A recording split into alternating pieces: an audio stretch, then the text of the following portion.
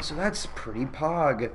Let me see before we get started. I'm going to actually make sure my microphone's working this time because you saved my ass last time. I was 25 minutes into the stream. I'm like, wait a second, my mic's not working. That's not right. That's not good.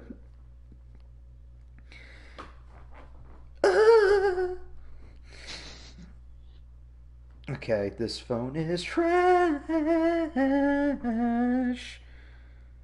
For all I know, people are just reading my lips, staring at my vacuum cleaner, just sitting in the background. Hello, Mr. Vacuum Cleaner. Hello. Hello. Okay, see. Okay, we are. Hello, Mr. Vacuum. Hello. We are live. Hello, ladies and germs. Today we are going to be talking about the Crisis on Infinite Earths crossover. Probably easily the most hyped. Let me move that camera a little bit over. Probably easily the most hyped up event in television history. And that's not an understatement. I was really excited about it, and our guest, I can guarantee, was very excited about it. Webhead, introduce yourself, dude. Hello, guys. It's me, the amazing Webhead. So, Webhead and I decided we should do this because there's a lot of sentimental value to it. First off, for those who are new to the YouTube channel, or newer, Webhead was my actual first collaboration ever. And that collaboration was not the first crossover with Flash and Arrow, but it was within that same season when Eobard Thawne had to fight Flash, Arrow, and Firestorm. And that was my first crossover ever, or collaboration ever. And so now that the Arrowverse is changed forever, I felt like no better person to review and discuss it with than him. So if you did not watch the show, first off, get out of here. We're going to talk spoilers, and if you bitch, whine, moan, complain, saying you spoiled the show for me, that's your damn fault. Just saying. Okay, Webhead, for initial thoughts, without getting to super specifics, initial thoughts, what do you have to say about this crossover? Well, I remember back in the day when Flash first started, I remember they were teasing this event. I was like, are they really going to do this? And I remember thinking to myself, that's probably going to be in 10 years' time, because that was in 2014. But then, the last year's crossover, Elseworlds teased Crisis, and I'm like, they're actually doing it. And I was explaining why to people, like, why they're doing this soon. But I was hyped. I remember I was not trying to go to the news that well, but then, of course, the news always comes out, and people like to explain the announcements, like cameos and guest appearances, and I'm like, all right, this is big. And I remember thinking to myself, okay, this is definitely going to be their Infinity War and Endgame, basically, and I really wanted to check it out. And when I did, I was let down. I won't go to the specifics yet, but I will say I was kind of let down. I mean, I really did expect more from them, but what can you do? It's just television, you know? But I will appreciate that. I do appreciate that CW was willing to do this big, massive event for television. I'll give them that, even if it wasn't really the best. That's all I gotta say for my opinions. It wasn't what I was initially expecting. My initial, very brief overall thoughts on this event was severely disappointing. My rage, if you guys have followed my Twitter, you should, Gumps_videos. When the first 3 episodes were out in 2019, I was watching them live. I was tweeting out the first episode. I was I was like, this is all right. It's a good starter. Here we go. And then episode 2 came out. Episode 3 came out. I was pissed. I'm gonna love with you guys. I was really pissed. 4 and 5 were better. 4 not so much, but 5 really for me prevented me from having an aneurysm right in front of my mom. So that was good. But overall, very disappointing. But I wanted to say on what you said that they made this big thing happen for Crisis on Infinite Earths. I would have done something even ballsier. Now you can all call me crazy for this, but Webhead, I want to hear your thoughts on this. What Hmm. if Crisis on Infinite Earths was just there was it was all the entire seasons of all the major shows? What would you think about that? It would be ballsy. It would be very expensive, but it would maybe not even the first, maybe just the first half, just all the Crisis on Infinite Earths, because when the beginning of the season started, they were all leading up to the event. That's all the episodes were. It was talking about Crisis, which was good. I would like. It's not like this some bitch boy event that's going to happen out of nowhere. They were all scared for it. They were all prepping for it. So I feel like it would have been, at least for the story's sake. That's what I'm saying. For the story's sake, maybe have more involvement throughout the seasons and not try to wrap it up in 5 episodes, because it really showed that they were restrained for time. I get it. VFX budgets are not the highest, but I feel like there is a workaround with that. You definitely could have done more with the cameos. But enough about me talking about this idea. Webhead, what are your thoughts on it? I'll be fair though. When he said it, I was like, "Holy crap!" I think that would have been a lot better, in my opinion. I know a lot of people are gonna say, "Well, it wouldn't make sense because it's gonna be for all the shows," and it's like, how many episodes would you do for all the shows, especially if it was like Supergirl, Flash, and Arrow? Yeah. But then again, Arrow kind of did that. The first half, I mean, the whole season was really building up to Crisis, although it was more for Arrow's stories. Like it was a wrap up. Yeah. Flash sort of tried to do this, but then they had the whole Bloodwork arc in the middle of it, which I think, I'll be fair though, I did appreciate Flash season 6 for trying to do something different, where they kind of have a villain for the first half and then another story in the second half.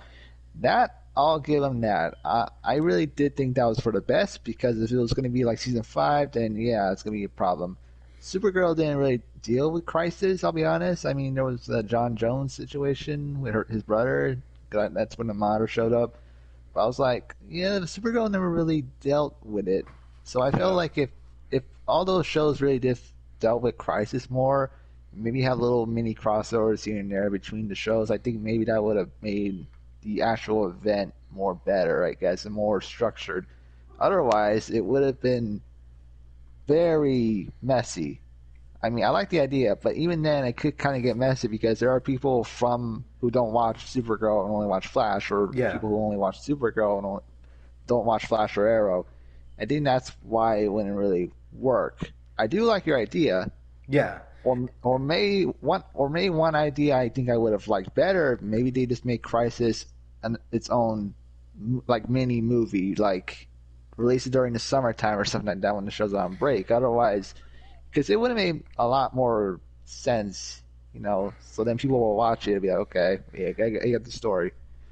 The thing with that idea is it's been proven to be very difficult to get TV stars to go to movies, and plus, a lot of the fan bases of these shows, not including us like really nerdy people that would watch anything superhero related, a lot of these fans are accustomed to watching this in their homes, and it's for more casual watch.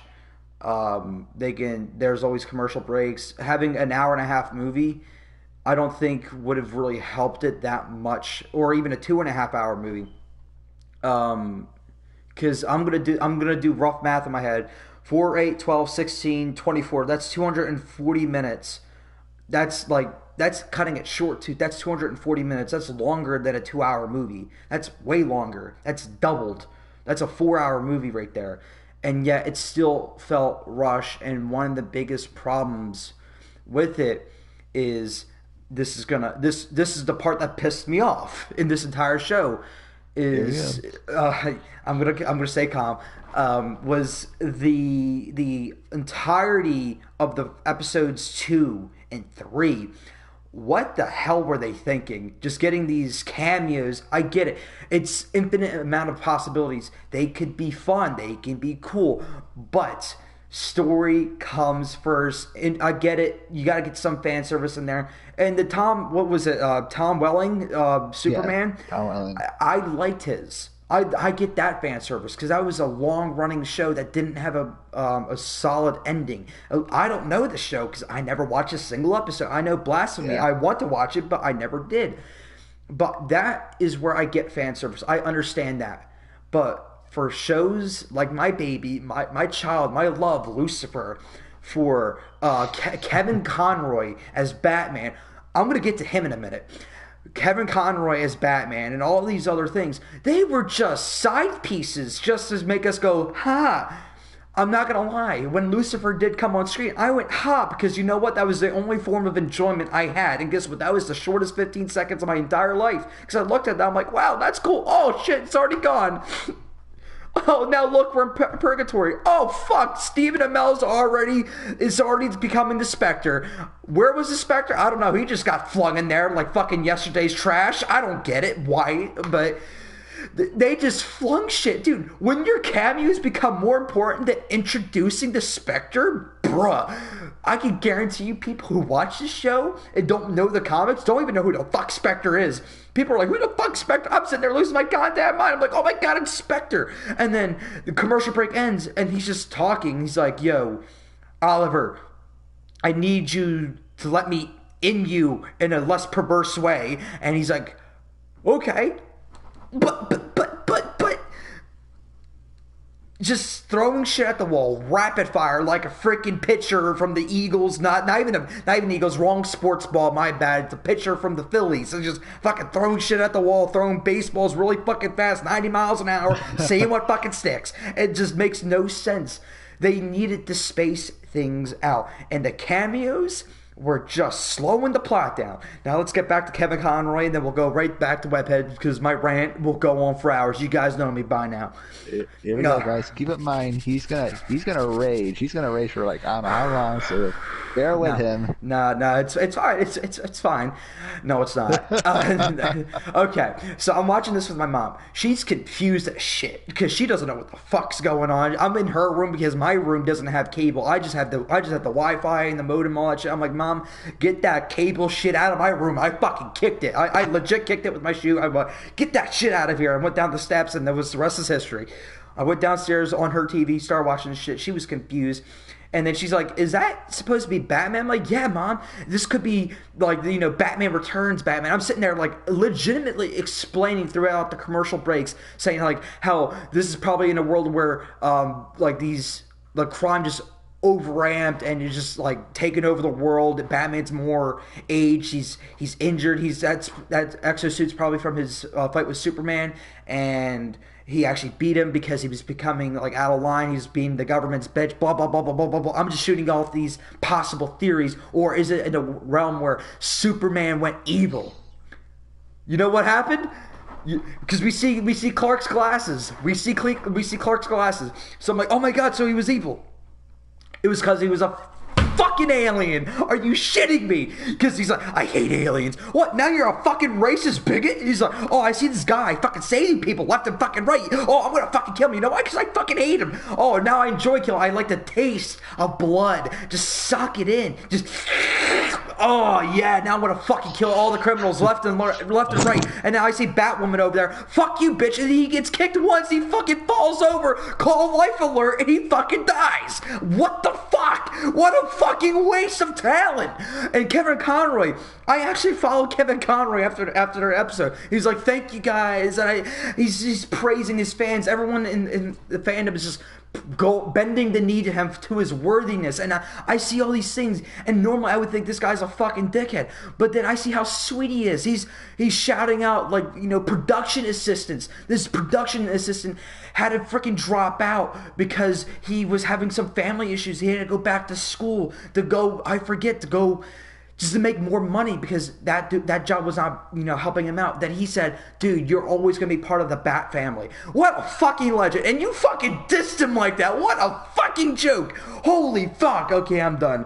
Webhead, right. Your turn. Oh. My turn on the Kevin Conroy because this broke my heart. I'm going to be honest with you. I remember when I saw him, I was like, I can't believe it. They actually brought Batman, and yes, Kevin Conroy is Batman. I know everybody has their favorite Batman, but I'm pretty sure most everybody agrees that when it comes to animation in games, it's always this guy. And when he spoke, I'm like, hell yeah, this is gonna be freaking awesome. And then later, when we found out the truth that he's from a reality where he became insane, killed everybody, including Superman, that broke my heart. I was upset. I was like, I didn't say anything, but I was like disappointed. Like, I can't believe they did a Zack Snyder on us again. And I'm saying Zack Snyder because lately people have been seeing killer Batman lately in live action. It's like, you gotta be kidding me. Like, when will people understand that Batman does not kill? So many people like to defend Batman v Superman, even though it's like, no, Batman does not kill. And the fact that he comes from a reality where, oh yeah, killing's okay, it's like, that goes against everything Batman stood for. And also because they kill a mob just so to make Batwoman look good and make her the paragon of, I don't know, I forgot whatever. I think it was courage. Yeah, I guess the whole point of why they brought him in was just because Batwoman stood up to him, because, you know, no one really stood up to Batman before or whatever the freak, and that takes courage. But I'm like, that doesn't really say, that doesn't really do anything. It pretty much just is a waste of a cameo. And I feel bad for Kevin. I know he was trying to be nice, but I also feel like it was so disappointing. I bet he would be disappointed too that his whole role was just for nothing, really. And now this makes me afraid to see Batman and Batwoman because she's going to overshadow him. I really don't know what to say. This was probably part two was so disappointing to me. And you know, I mean, I have not even seen much of Batwoman. I think it's probably a decent show, and people are saying it got better. But from what I've seen, I haven't really seen much. But I don't know what to say. The Kevin Conroy Batman cameo was probably the worst part of the crossover for me. Oh. I was disappointed. I was disappointed as a fan because I waited years to see him in live action. And even Mark Hamill, I even thought Mark Hamill would be good for live action Joker, but I don't know. I'm just disappointed. I know Gump was raging like a baby, but I was just disappointed. Okay, first off, I was not raging like a baby. I was raging like a very disappointed fan. Okay, like let's talk about the paragons or paladins, whatever the fuck they're called. All they were was just to highlight the worth of these main characters, and then eventually so they could stand in line, stare at Oliver and the anti-monitor, spray their paragon juice all over them. Just, you gotta feel courage, you gotta feel love, you gotta feel hope. I'm like, get that 1993 shit out of my face. What a fucking waste of time. Like, first off, these guys, like, I'm telling you, I feel like Flash with love, I feel like I've seen people to love more in these shows, but okay, whatever. I won't argue with him. John Jones, when it comes to honor, makes sense. His entire character's been with honor, and when he broke honor, it was like he was like borderline suicidal. So I get that, like that. Kara with hope, sure, why not? Just why not? And then because she does a pep talk for 5 seconds, and then you got this random Joe who is the paragon of humanity, literally gives him a 4-second pep talk. He's like, "You're really good at this," and he's like, "Oh yeah, years of practice, my bruh. That wasn't even a fucking pep talk. That was just like, get your ass up and go. That was a great pep talk." Like, the entire paragon shit was such a waste. And at the end of it, yeah, the Paragons get to remember what their reality was before this new Earth Prime. But then John Jones just goes around, goes, zap, okay, now you remember. Zap, now you remember. Zap, you remember. So at the end of the day, it was just there so they could stand in formation and just spray their juice on the anti-monitor and just whatever. It made no sense. I don't know, man. That entire subplot seemed like it was going to be important, and then it ended up not being. Wait, what was Brandon Routh's Superman? What was his Paragon? He was the Paragon of something. He was the Paragon of Truth, which Lex Luthor stole. You want to talk about me being pissed? There was only 2 times where I was actually screaming at the TV. One was Kevin Conroy. And my mom was scared. I was flipping shit. I was fucking mad. And then there was that one.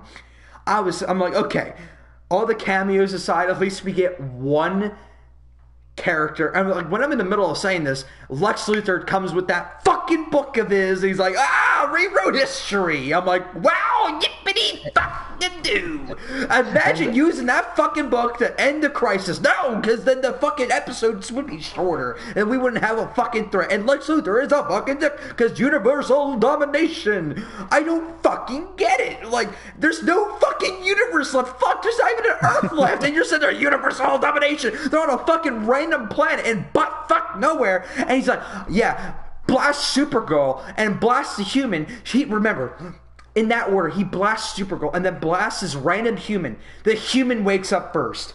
The human woke up first. He didn't get a scratch on him, but yet Supergirl was out unconscious longer than this dude. And remember, that Supergirl is more powerful than Superman. Any of the Supermen. Just remember that. Big brain. So if you really think about it, that dude, whatever his face, I know his name is Kevin in the freaking Supernatural show. So Kevin over there is more powerful than Supergirl and Superman confirmed. Anyway, the fucking Lex Luthor shit really fucking pissed me off because that stupid fucking book. Fuck. Okay, it's over. It's fine. Yeah. Next, that rant's over now. We got 1 or 2 more rants, and then we should be leveled out. We should. No promises. Yeah. Webhead, your thoughts on the Paragons? Okay, Paragons. Yeah, they didn't really do much, I'll be honest. I feel like a lot of them, like when they mentioned who the Paragons were, I feel like, okay, I'm pretty sure they're going to do something later, but they didn't really do much. You know what I mean? Yeah. I mean, I get some of them. Like you said, John Jones, Honor. Yeah, makes sense. That's part of his character. Flash, love, okay, because of Iris and his family, I guess. And Supergirl, hope. And I'm like, okay. I feel like it would have made sense if Superman, the Brandon Routh Superman should have been Hope. Because there was even that one part where he said it, even though darkness comes, he still has hope in him. You know what I mean? Yeah. Yeah, but I get why he was Truth, but then Lex killed them just because, he's Superman, so I have to make sure every Superman's dead, even though all multiverse is gone. It's just so weird. I don't know what to say about that. And like I said, they didn't really add much. I mean, yeah, they helped Oliver, but not really helping. They just stood there. Okay, yeah. Sure, why not? And like I said, even though the cameos didn't really add much, at least 2 cameos made sense of the story. And I think this crossover at least did redeem Brandon Routh's Superman, because you've seen Superman Returns, right? You've seen how that was boring. Was. It was boring. Yeah. So. At least he got redeemed because he at least acted like Superman. You know what I mean? Yeah. I mean, I haven't seen that movie in a long time. I haven't seen the movie in a long time because of how I remember falling asleep as a kid. Yeah, but he definitely added to the part. You know what I mean? Like I didn't mind if he came back for, I don't know, something. Superman. Yeah. I mean, because we saw the ending of the crisis. He's still out there. So. Yeah. That. But I don't know what to say about the Paragons. They didn't really add much, to be fair. Like, if they had more stuff to do, I think it would have been handled better. But they didn't really do anything. You know what I'm gonna think here? Like, this is my thought process. Stephen Amell announces that he's ending his career as the Green Arrow. So they had to speed up the process of Crisis on Infinite Earths. Now, mind you, they didn't think they would get this far. They didn't expect Arrow to get past season 3. Or it was season 5. It was one of those seasons. I think it was season 3. They didn't expect to get this far, let alone a freaking saga of superhero TV shows. For God's sakes, because of him, we have a Black Lightning TV show. No one knows who the fuck that character is. Don't, if you know who he is, don't act like you knew the lore, the name, and the villains, and don't act like that. You did not know shit. And if you did, congratulations. You're a big brain comic book reader. But Stephen and Mel set up this entire thing, so they were like, okay, we need him. We need him. So they probably did Elseworlds in response, and then Crisis on Infinite Earths. But yet, so that still gives them a 2-year time lapse to write a script for Crisis on Infinite Earths, and yet it still feels ungodly rushed. That's the problem. If you wanted to do setup, do that in the before the 5, because you have 5 episodes. That's 240 minutes. You would think that's a lot, but this is Crisis on Infinite Earths, arguably the most iconic DC comic book storyline in history. And it's easily the biggest. You don't not only have every single DC character known to man, you have multiple versions of them. And congrats to CW for trying to make it happen, but it just did not feel like their hearts were in it. That was the biggest problem. It feels like the writers were kind of held at gunpoint. They're like, write this, and they didn't even take a second draft. And one of the big problems with that, and where I really felt it, was when they killed Oliver off in the first episode. Oh yeah, and I remember. I sat there. I was confused. I was like, they did not just kill the Green Arrow, the one who started it all, off screen. Because if you think about it, he died off screen. And some people argued with me for obvious reasons. Well, he died saving billions of people. Bitch, I don't give a fuck. It's a storyline. I don't care where he died or what he did dying. I want to feel the impact. Not only did I not feel him, feel an impact when he died the first time, I didn't feel an impact when he died the fucking second time. What? You had 2 chances. You had a very rare 2 chances to fix a big fuck up, and you fucked it up again. With killing him off screen, and then killing him off as the Spectre, but the Spectre is really not the Spectre, because if it was really the Spectre, Oliver Queen would not have control over himself. It would just straight up be the Spectre in Oliver Queen's body, but Oliver Queen was controlling the powers of the Spectre, which makes no fucking sense because that's not the character at all. But whatever. That aside, he dies again. And it didn't mean shit. It just slowed him down. I mean, yeah, he created Earth Prime, but they were trying to make it feel like he killed the Anti-Monitor.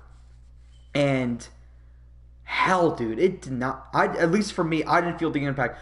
I want to say I got a touch emotional. A touch. I'm talking bare bone minimum. Maybe I cried when I hit that dog on the way to work today. That's how bare bone minimum I felt. And I was just when they had the memorial service at the end, and I'll get into that part later, more into the good side, but I don't know. I didn't feel Oliver's death that much. Yeah, for someone who hasn't really seen Arrow that much, I will agree it didn't really hit me. I guess it's because, like I said, I never watched the entirety of that show, and second, it was pretty rushed. But I will say the reason why it's still in my top 5 moments of the crossover is how it was shot, and I did like the performance, even when if it wasn't the best. You know what I mean? Yeah. Because I did feel for Grant. I'll be honest. You know, when he was losing Oliver, he was losing his first hero friend, and yeah. He was the character that Barry met when he first showed up before he got his powers. So I get that. I think maybe the scene would have felt a lot more better if we got some Arrow characters. You know what I mean? I know Sarah used to be an Arrow character, but she's a Legend character now. I think it would have been more better if we had Diggle there or something like that. You know what I mean? Dude, I would have been crushed if Diggle was there. Like Yeah, but him saying he how like just seeing his response to saying like I wasn't there for my brother, he was my brother. I wasn't there the first time, and I wasn't there the second time. I have failed him, and seeing his performance, I'm like, fuck, yeah, wow, that sucks. that's better. You know what I mean? Yeah, exactly. But Um, it just didn't work. But like I said, I did think it was better than the first time. I'm just gonna say it like that. I remember seeing it, especially since he died on a show that he was not even in. You know what I mean? That was weird. It was like, okay, they killed him off in Supergirl's episode. You know what I mean? yeah, But you know, like I said, I think even though it wasn't terrible and I didn't really feel that much impact, I do think it was well shot, and I did like the metaphor that Oliver pretty much created the Arrowverse, pretty much. yeah, exactly. So Um, that's probably one thing I like about that scene. yeah, definitely. Um, One thing I definitely wish we got more was just more time between Barry and Oliver Queen. I'd like those two have such a great dynamic and a great simplistic banter. One of my favorite moments out of all the crossovers, out of every single one of them, was actually in Elseworlds, a very subpar crossover, and that was when Oliver and Barry were just bantering. Oh That's yeah. some stuff that I like. You don't have to be all flashy, no pun intended. Literally, no, not a pun intended. You don't have to be super flashy or stuff like that when you have such great characters and great actors with great chemistry. You have a golden ticket there. Imagine before the final battle, like you don't kill him off in that first butt fuck battle, right? And he's Hmm. getting vision. This is how this is how I would write it. Like just off the top of my head right now, all these battles happen, right? Okay, and Oliver's still not dead, but he's feeling the battles coming to a close. So he knows his death is coming, and as draws closer and closer, he's getting visions from the Spectre saying like, "Just your time is coming," and he doesn't know what it means. And eventually, he starts piecing it together, and he knows that he's going to die in the final battle, and he's going to die to the anti-monitor, and he just has a sit down with Barry. He's like, "Yo, Barry, can I talk with you for a minute?" And he's like, "Sure." They go to a bar, have a couple beers, and Ah yeah. they just talk about the legacy that those two have created, specifically Oliver Queen. I'm getting chills just thinking about it. Honestly, like there's something powerful you can have there. It slows down the pace for a fucking second. The show is going like that, like that, like that. Imagine just taking a breather and just absorbing what's happening. You get to absorb what is actually going to unfold. That's why I feel like we didn't get to really feel the impact of his death because everything was happening so fast, so quick. We didn't get time to feel the impact. And having that, let's say, is a 5 to 10 minute scene. That's a lot to ask for in a TV show, but it's important, especially for Oliver. It would give him a lot more justice. Just having Barry and them just talk about the legacy that they have created. He's like, "Yo, man, I'm glad that I got to meet you. I'm glad that you have opened my eyes to be more loving, to be more respecting, to be more trustworthy. Because of you, I found love. Because of you, I dropped that list and have 2 kids now, two. And I have to thank you for that. I have these amazing friends, and I have like this insane world around me, and I know you always will have my back, and I know you will always protect my legacy no matter what happens."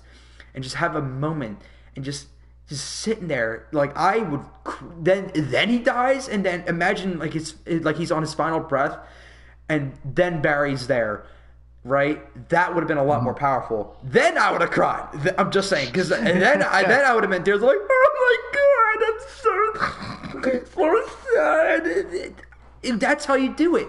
It's not rocket science. You just gotta play to the fans' hearts. You don't play to the fans' hearts with what we want. It's with what we need. The fans claim they know what we need, but the fans don't. The fans just want some flashy crossovers and shit like that. That's cool and all. Don't get me wrong. I was really excited to see all these crossovers, but just take a moment and let the characters breathe. The art almost makes itself. That's how I feel like how they could improve the Oliver Queen's death. Yeah, I do understand where you're coming from. I do think that would have been better because usually the crossovers are usually fast paced all the time. It's like Hmm. you don't really have a focus. And even back in the older crossovers, usually the episodes focus on the specific characters, like the Arrow episode focused on Arrow and company instead of other characters. So it's like there needs to be a balance, if that makes sense. And Yeah. also, despite Oliver's death being rushed, at least we will get a funeral for him in the final episode and all that stuff. So hopefully it will make up for it. I mean, technically Oliver's a Spectre, so he's probably out there and in the spirit world. So I don't know. He could probably show up in the final episode as a ghost or something, or I don't really don't know what to say. I think he's That, dead. I think the Spectre's dead too. That's the thing. The way they yeah, but then shot again, it, I yeah, don't know. I don't know. I mean, I'm not a big expert on the Spectre. I know he's supposed to be like the God's wrath and all that stuff. Yeah. So I don't really know. We'll see what happens for Arrow's final episode. I know the next episode's just a backdoor pilot for his daughter being the new Green Arrow, which we'll get to there. We'll get there. We'll get there eventually in the review. But all I gotta say is, it's kind of funny how Oliver is the guy who started the CW verse and all that stuff, and the way he died was just not that impactful for me. And like I said, I never fully watched all the seasons of Arrow, so it didn't really infect me that much. So I watched yeah, every painful episode. The first two were a fucking blast, and then it went downhill really quick. And guess what? I stuck through. You know why?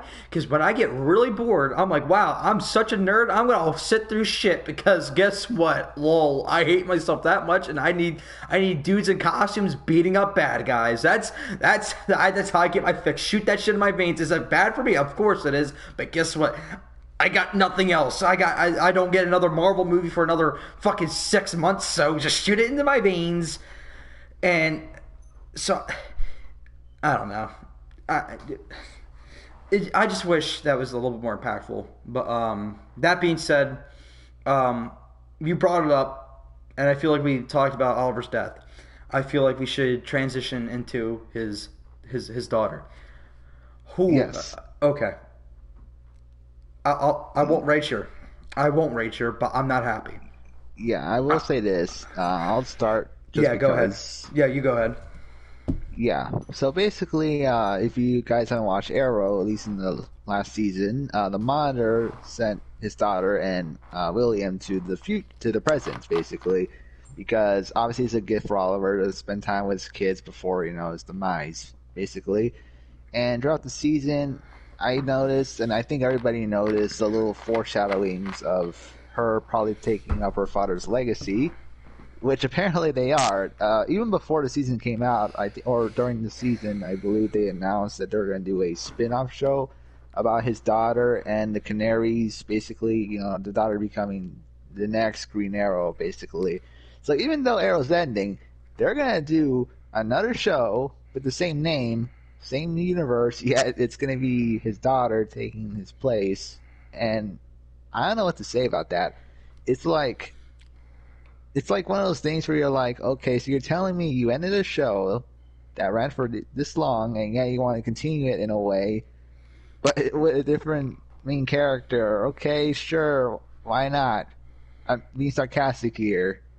I'm making it brief for me because, like I said, I haven't caught up much on Arrow, so I'm gonna be like, sure, why not? Anyway, your turn. Okay, I'll try to be brief on this one because my thoughts on this are plain and simple. She's a terrible pain in the ass. She is not fun to watch. Now, before anyone says anything, I get it. Her character's extremely flawed because she's at the beginning of her journey. I get it. But so was Oliver. Oliver was an extremely flawed character in the beginning of his journey. And not once did I want to punch my fucking wall every time he opened his mouth. Every time she opened her mouth, I wanted to kick something. I wanted to strangle my dog and throw her out the window. She was she's so painful to sit through. Every time she was on screen, she was either screaming at somebody or getting somebody killed. She made obvious mistakes. Like I'm talking about like my fat dumbass would have gone in there and not made those mistakes because of how basic they are. And she's so revenge filled, and just so angry. Again, I get it, character flaw, but she gets multiple characters killed, but then somehow it's not her fault, and then somehow she gets mad at other people when she starts taking charge. Like, why are you? She starts screaming, saying, "Why won't you let me take charge?" So maybe because last time you did, you got somebody killed, and then she starts freaking out on them and gets all punch hungry and shit like that, and then she starts getting mad at her dad for trying to save the multiverse. I get it. Again, I can't stress this enough. I get it that why she doesn't want to lose her dad, but honestly, if any of my family members were like, "Yo, dude, listen," or even better, someone who is the closest to me, says like, "Yo, I'm gonna have to die. I'm gonna be sad," and I'm like, "Dude, but why?" Literally, billions, no, trillions of lives are on the line, and he gives me all this evidence. All this stuff is in front of me. I'm like this. Well, I'm gonna spend the last moments I'm gonna make sure you spend the last moments on this earth happy because I'm a friend, or because I'm a son, or because I'm a brother, or whatever. But what does she do? She kicks, she screams, she has a tantrum. Why are you leaving me? You're leaving us again. That's not all her character. I know that's not all her character. That's a lot of the CW's way to write conflict. Like, Oh yeah. good characters can't have genuine conflict with another. You always have to have that one character. Now, you all who have watched any CW show know there's that one freaking character. In the beginning of Flash, it was always Iris. With Arrow, for the fucking 8 seasons that it was out, it was always Felicity Smoke. What a pain in my cooch she was. And freaking Legends of Tomorrow. I don't think there was any conflict with Legends of Tomorrow. It was mainly, No. I mean, there was, but it was because they're all weirdos. And then after season 2, the show got so lighthearted, like they just don't give a fuck anymore. Like, Yeah, there's no conflict really. yeah, I mean, dude, the ending of season 3 was probably the greatest thing I've ever seen. I actually was busting out laughing. I was wheezing. A demonic demon versus a plush toy. Great shit. Anyway, but other than that, you have Black Lightning. Black Lightning has one too. I'm talking about, like, Black Lightning is the best story constructed show out of the entire CW universe. But they still have that one character, and it's Black Lightning's wife. Ooh, doesn't she get my blood pressure up? She just, she's like a combination of Felicity and Iris. She's got a real kicker, but somehow, even though she's got the combo of the two of them, she's still not worse than Oliver's daughter. She has something that gets under my fucking skin. I don't know what it is. I think it's the fact she blames everybody else when she's making these, like, obvious mistakes. And now you're telling me she's gonna replace Stephen Amell's Oliver Queen? Bruh, if you fucking think I'm watching a goddamn second of that, you may be right, but guess what? I'm not gonna enjoy myself when I do it because I have a fucking problem and I have to watch all the superhero shows because, again, I have a problem. Actually, that's not true. No, I stopped watching Supergirl. So, you know what? I have the strength and the will to not watch this garbage thing where she just gets somebody killed. She shoots a dude in the head with an arrow. Her brother gets a gun, shoots a guy in the head. She's like, "Why are you killing people? Stop!" And then he's like, "Okay, you're right, because we're the CW. The person that causes the conflict is usually right." Remember when I said that was going to be a short rant? Yeah, I do too. Yeah, you went longer than that, man. 5 minutes. Dude, I don't know what happened. I just saw red, and then I just kept going down the alleyway, and then I don't know. I saw a bright light. I kept going towards the light, and then I eventually got hit by a truck because that was the light. It was a truck flashing his high beams at me, saying, "Get the fuck out of the way." Yeah, but that is my problem with the CW shows as a whole. And it's because that's how the channel is. Most of their shows have to have that kind of conflict all the time. Flash has this every single episode, no matter which character it is. Yeah. There's always going to be a conflict, a drama that they always have to solve, but then next episode's going to be another one. I'm like, what is going on here? I would rather watch something like, when Flash is just being the Flash, all the craziness, all the comic booky stuff. I don't want to see drama. And that's the main problem with all these CW shows. Mine is Legends. Like I said, Legends is a crazy ass show and super hilarious. It really is. But still, but even then in Black Lightning, yeah, it's a very good show too, very underrated. But even that show had some faults. I will say, it has one of the better villains. I'm just gonna say it like that. Tobias Whale, dude. Yeah, that guy. What a my friend. Yeah, my friend. Every time we see Tobias, he always does an impression of him because he's that cool. Dude, I have a kid in my school who actually looks exactly like Tobias Wales. It's crazy. I didn't see it. I'm like, you look familiar. He's not in my class. He's one grade under me, and this one kid's like, "Yo, dude, you look like Tobias Wales." I just sat there and looked at him. I'm like, holy fuck! Guess who's never unseeing that now? And it's true. I will never unsee it ever again. And it kind of made me want to watch the show again because Tobias is that cool of a character. And guess what?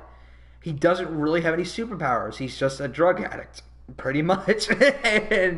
But it's so cool. It's so cool because you know why? There's genuine conflict between the hero and the villain. That's something that the other shows don't have. I don't want them to all feel like Black Lightning because Black Lightning is very grounded, sometimes a little too grounded, if you know what I mean. Have you seen some of the recent episodes? Yeah, and sure. Yeah. But Black Lightning, it was just too real with some of the conflicts that they have. Yeah, but now... You go. Yeah, I was gonna say it is grounded. Yet now he's in a world where superpowers and aliens and all that stuff is there. Even though his show's probably gonna not really be impacted that much, aside from being on One Earth now. So I think it will actually have a genuine impact. Let's talk about some of the good, and I'm gonna make that transition with Black Lightning. I think he's gonna have a genuine impact because when I saw his world die, I'm like, his story, there's no way. But now, it is next to impossible to ignore this world. He is going to be running into more metahumans. He's going to be running into more aliens. And I think, will he still be one of the more isolated shows? Yes. Well, he will probably be the more isolated show. But I'm actually genuinely interested to see what changes with his story. Because the shit that was going down in his season this year is not gonna fly in this world. Because I'll tell you, first things first, Supergirl, we'll hear about it really quick, and she ain't gonna be too happy, especially with racism, fucking isolation, and just people getting gunned down, illegal experimentations. A lot of that shit ain't gonna fly. It just ain't gonna fly. Supergirl will hear about it. The Flash will hear about it. It's kind of hard to keep that shit a secret. In Black Lightning's world, it made sense because, I mean, great what was it, Freefield or Freeland or Freeland? Freeland. Yeah, you got it right. Yeah, that world, that seemed like to be the only location of Metagene. And so this whole metahuman stuff was new to that world. Now they're in a world where aliens, fucking another ghost. They literally had a magician, dude. I thought Zatanna was going to show up at the end of the crossover because they had the freaking Meebo, blue ballsy dude. They had him running down the street, and it was a fucking magician. I thought Zatanna was going to show up. That was the most comic booky shit I've ever seen. That's not on Legends. That was some wacky ass shit, and Freeland is not going to be the same. It can't be the same when you got freaking.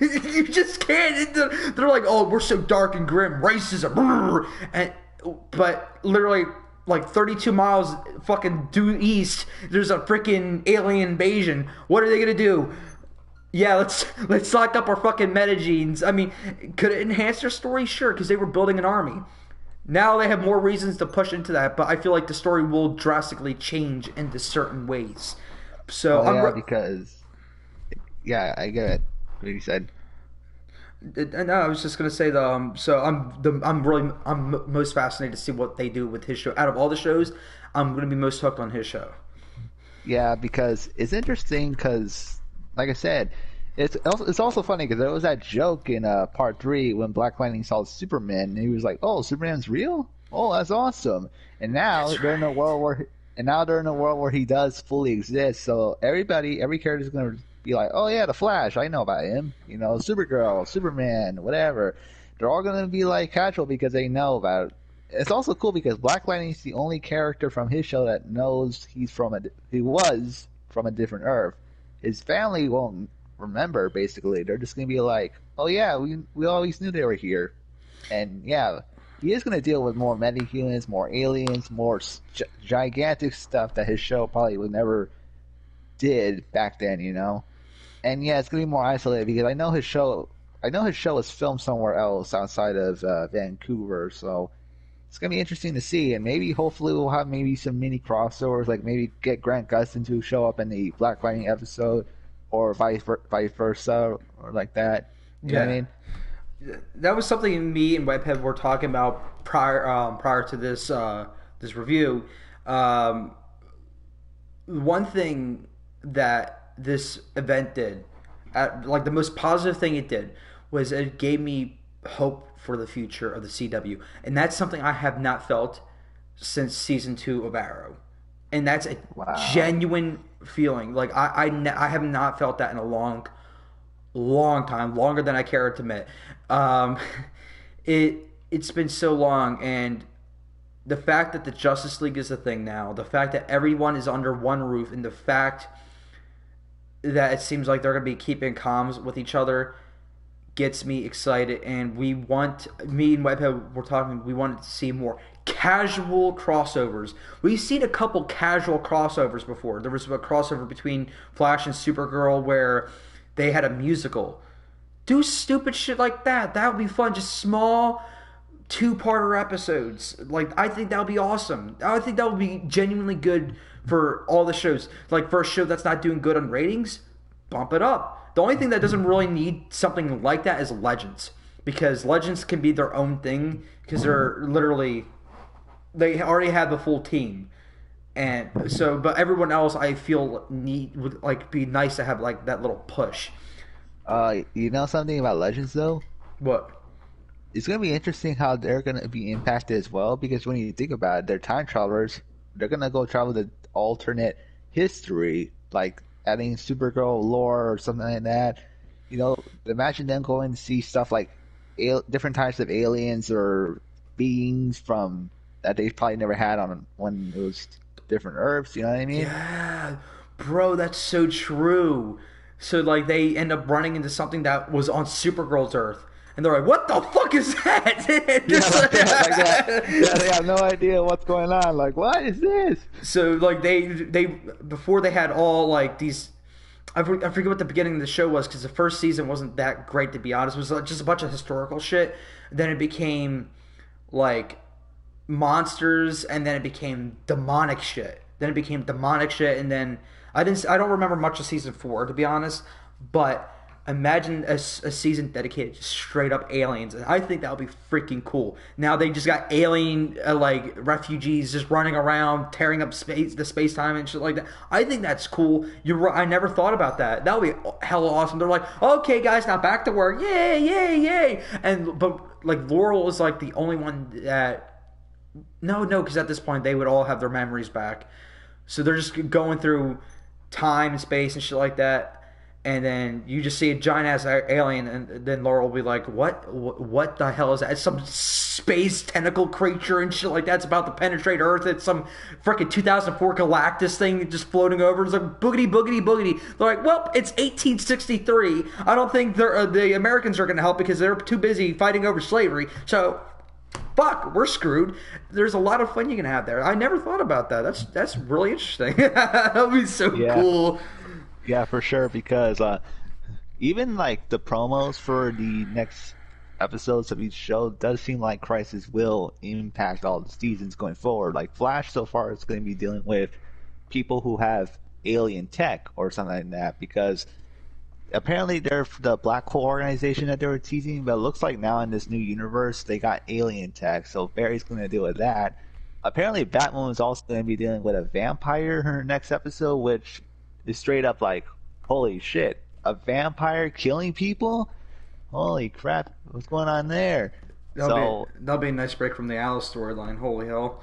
yeah, like we don't know what's going on, and also there is the new Superman show. It will be interesting to see how what's going on there because when you kind of think about it, with Superman, we're gonna get more Superman lore, and I wouldn't be surprised if they're gonna tease the next big thing, like maybe Brainiac, something like that, maybe for a crossover. That You know what I would be mean? so cool, but I'm so scared.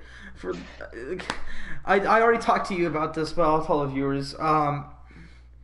They fucking dogged Superman in the CW. I'm talking about with a capital D, dogged him. Not once, not twice, but thrice. They fucked him over with Supergirl. Like the first encounter, season 2. So this is a relatively inexperienced Supergirl, and Superman's been on Earth. I don't know the exact number, so pardon my fucking like my arrogance and my hubris and shit like that. Probably like we'll roughly say 10 years. So 10 years of experience versus 2 years of experience. Kara dogged him down. Dogged him. I'm talking about beat his ass like it was fucking yesterday's lunch. Just beat him with no hesitation. And he's like, wow, you're really strong. And then the one time he fought her, he got his ass kicked so badly. He's like, this is why the Earth doesn't. He said this. I'm not making this up. He said this almost word for freaking word. This is why the world does not need Superman. Because it's got Supergirl. Smile. And then he flew away to Argo. Wow. Wow. Wow. That's all I remember my face. I didn't even rage. My face turned red. And I just was like this. Wow. It's just so fucking. Yeah, it's pretty ironic that Superman is supposed to be the most OP character of DC. Ooh. But wow. But I'm really hoping. I'll be fair though, because it's different writers. I'm hoping the people who's gonna make the Superman show hopefully gets him right. You know what I mean? Like redeems him. Maybe I'm I don't hoping. know. Respect him. Respect him. That's all I want at this point. Yeah. Just respect the character. You don't have to make him this ultra powerful. Just respect the fucking character. Don't make him look at a piece of lightning and he gets shocked by it. He's like, oh, and he just drops to his knees and fucking whimpers. I don't know where this thought is coming from, but like everyone in live action Superman stuff just makes him a fucking bitch.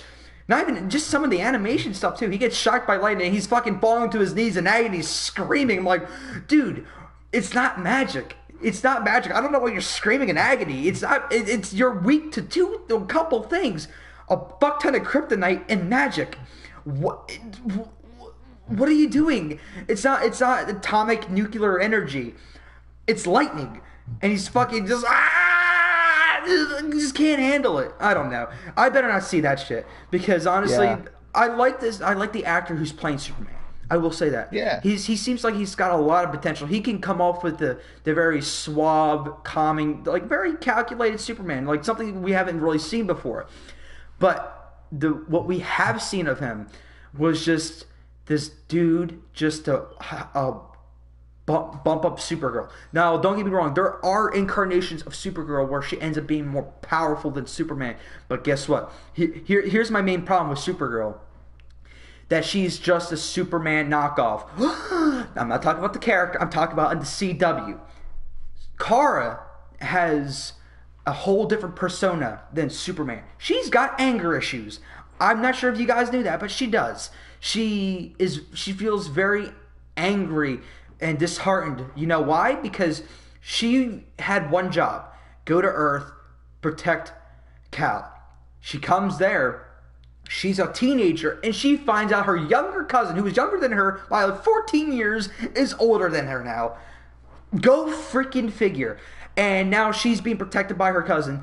So she feels like her parents' dying wish she can't follow through. So for a teenage girl, that would piss anybody off. That would piss me off. Fuck. I had one job and my mom died, and I can't fulfill that one wish because guess what? I had no experience with powers, and he's Superman. He's the most beloved person in the entire planet. but they made her a cheap knockoff, and they been using Superman villains left and right. And then when Superman shows up, she just slaps left and right, and then he goes to his knees and says, "You're the best, Supergirl." You know, basically kissing the fucking concrete, kissing her boot, just like worship, worship, worship. Uh, that's why I kind of stopped watching Supergirl in general, because it just feels like it just feels like a Superman show just with a skirt. How much of Supergirl have you watched? Just a few episodes. Really, the crossover episodes. That's about it. Yeah, go I, figure. I mean, the thing about why I kept watching Flash is because the first season was magnificent, then season two was Mhm. good, and then season three was all right, had some decent episodes, but it wasn't really that great. You know what I mean? And then season four and five were bad, and then season six started improving again. You know, I was like, all right, this feels like the Flash. Yeah. I like what this new writer was doing, but even then, here's where the biggest proper crisis for me: the build-up of Barry Allen's disappearance was wasted. I totally I know forgot we about said, that. yeah, I know we said that we were going to get to the good stuff, but you got to realize there was one thing that you and I both agreed was a waste of 6 years of watching this show. Agreed. Wow. I don't know what to say. It's like you're telling me all that build-up was for nothing. Now it's done, and we're just supposed to be like okay with that. Here's my biggest problem with it. It was not the fact that it was done in a lackluster way. That's one thing. I guess. Does it suck? Yeah, but the problem is that with Crisis, they've been building that up for a long time, but it hasn't been obvious until the past 2 to 3 years. That's when it became obvious. They've been building up the Flash disappearance since day one, basically, of Flash. And now you're telling me the fix was as simple as getting a different Flash and putting him on that treadmill? What a fucking joke! I'm not gonna rant on this one. You take it away. You're the bigger Flash fan here, so you take it away. Tell me your thought. Just let it out. Let the hate flow. Let it go through you. It makes content. Just let it out. It's good therapy, dude. I'm telling you, it's gonna just take a good bubble bath afterwards. You'll feel great. All right, so here we go. The whole build-up of Barry's disappearance was wasted. I'm just gonna be fair with you. It was wasted. Since day one, since the pilot episode, they were building up to the idea that Barry will one day vanish against Reverse Flash, who, by the way, never showed up in his crossover. So, yeah, the whole big race that they were building up to never happened. And you could argue, oh, the timeline change. Yeah, sure. All right, make up your mind. But basically, yeah, Barry just vanishing moment was, which by the way, that was what the first half of season 6 was about. It was Barry realizing, okay, this is my destiny. I'm just gonna vanish. I'm preparing everybody a world without the Flash. And you know what's funny is that those few episodes were probably the most emotional episodes of the show for a long time. Like They that scene with were. yeah, that scene with Barry and Joe on the outside of Star Labs was really emotional. I love that moment a lot. Oh, dude, I was actually crying, dude. I haven't cried like once in the all Flash shows ever. Like I'm being dead ass. I haven't cried once. And when I saw that scene, I was like the waterfall crying emoji. I was like, it's so sad because it was a genuine. That was a real pep talk. That was a real pep talk. Oh God, it was great stuff. It's great stuff. Yeah, so it was nice little moments like that, with those episodes. I was like, all right, I think maybe Barry will die, but I know in my mind that if he did, they were going to bring him back somehow, because apparently CW doesn't want change on their shows. Because I feel like if they killed off Barry Allen, then no one's going to watch the show. You know what I mean? Yeah. So I knew in the back of my mind that if he did die, I was thinking to myself, oh, well, they're gonna bring him back somehow, like maybe like what Oliver did when he rebirthed the universe. I guess also brought back Barry. You know what I mean? But yeah, but they did a cop out. But I won't pretend that the cop out was worth nothing totally. Like, yeah, I was pissed that Arbery didn't die, but I was satisfied with the conclusion of 90s Flash. Because if you didn't know, 90s Flash got canceled after season 1. And for years, John Wesley Shipp has wanted the show to have a proper conclusion. And so Crisis did that. It's funny because 90s Flash's sacrifice was more emotional to me than Oliver's sacrifice. Oh, pet their hands. I'm serious. I have the DVD. I have the DVD of the 90s show. I watched all the episodes. I enjoyed it. Yes, it was cheesy, but it was very good show. And his sacrifice was really good. His theme song got me crying, but then the flashback got me emotionally crying. And it was one of the better moments of Crisis for me. I mean, at least that cameo had a purpose, albeit in a cop out, but still purpose. It's just it's just one of those things where I feel like the CW did this because again they don't want to lose Grant Gustin, and then they don't want to lose viewers because they are still making season 6 right now, and season 7 apparently they renewed it. So yeah, Barry's not going anywhere. Although I do kind of feel like maybe he still might vanish.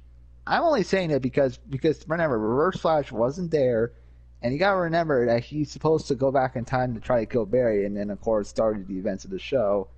So I have a strange feeling that like this is probably them saying, "Oh yeah, Barry's not gonna die," but then maybe somehow later Dawn's gonna be like, "All right, well, I gotta make sure things stay in place." You know what I mean? And they fight, and you get what I mean, Gump. Yeah. So that's definitely like, dude, that's such a great conflict.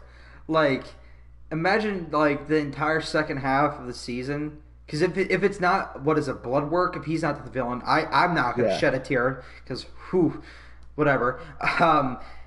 If it ends up being Thong, and it's him leading up to going back in time to try to kill Flash, that would be such an interesting conflict. You can do something with it. I don't know off the top of my head, but there is something there you can do, and maybe it's him like insinuating that he's going to kill him, or he's like, I'm finally going to get my vengeance on you, but he doesn't realize it's him going to be him killing his mom.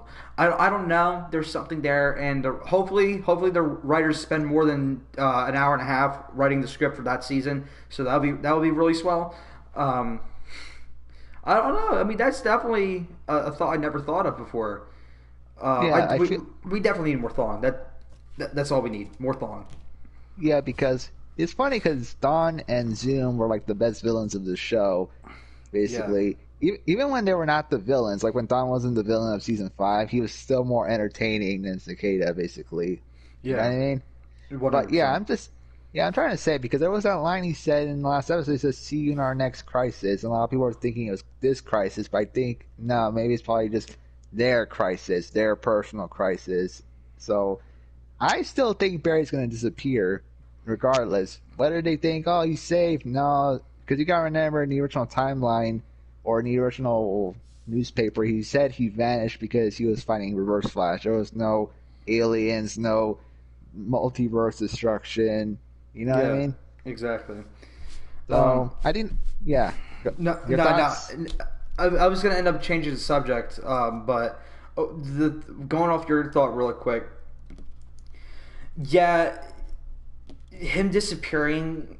I like the idea, but the thing is, I feel like they're not gonna do it, mainly because they kind of already done that in a sense where he was at like in the what was it, this the Speed Force for like a long time already, where he ended up being like, after he gets out of the Speed Force for like a couple months, he's actually like quirky Flash Barry Allen, that the one we actually know from the comics and the Yeah. TV shows. I'm like, yay, this the Flash I like. He's actually cracking jokes. He's very lighthearted, and everyone was acting like it was a problem. So they already kind of done that. So if they do it again, I feel like it's just going to be rinsing off of that. Not saying that it is the same thing, because it's not. But I feel like the way the CW works, it's going to just come off as recycled. And, I mean, definitely there's a lot of potential for good there. But knowing the CW, it's just going to feel like wish-wash and just spit it out. Hopefully the viewers look it off their boots. So, um, Right.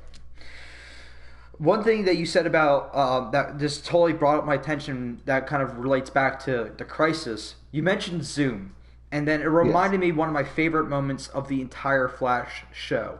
My I don't know my top three is off the top of my head, but there's two moments that stick in my head as of now.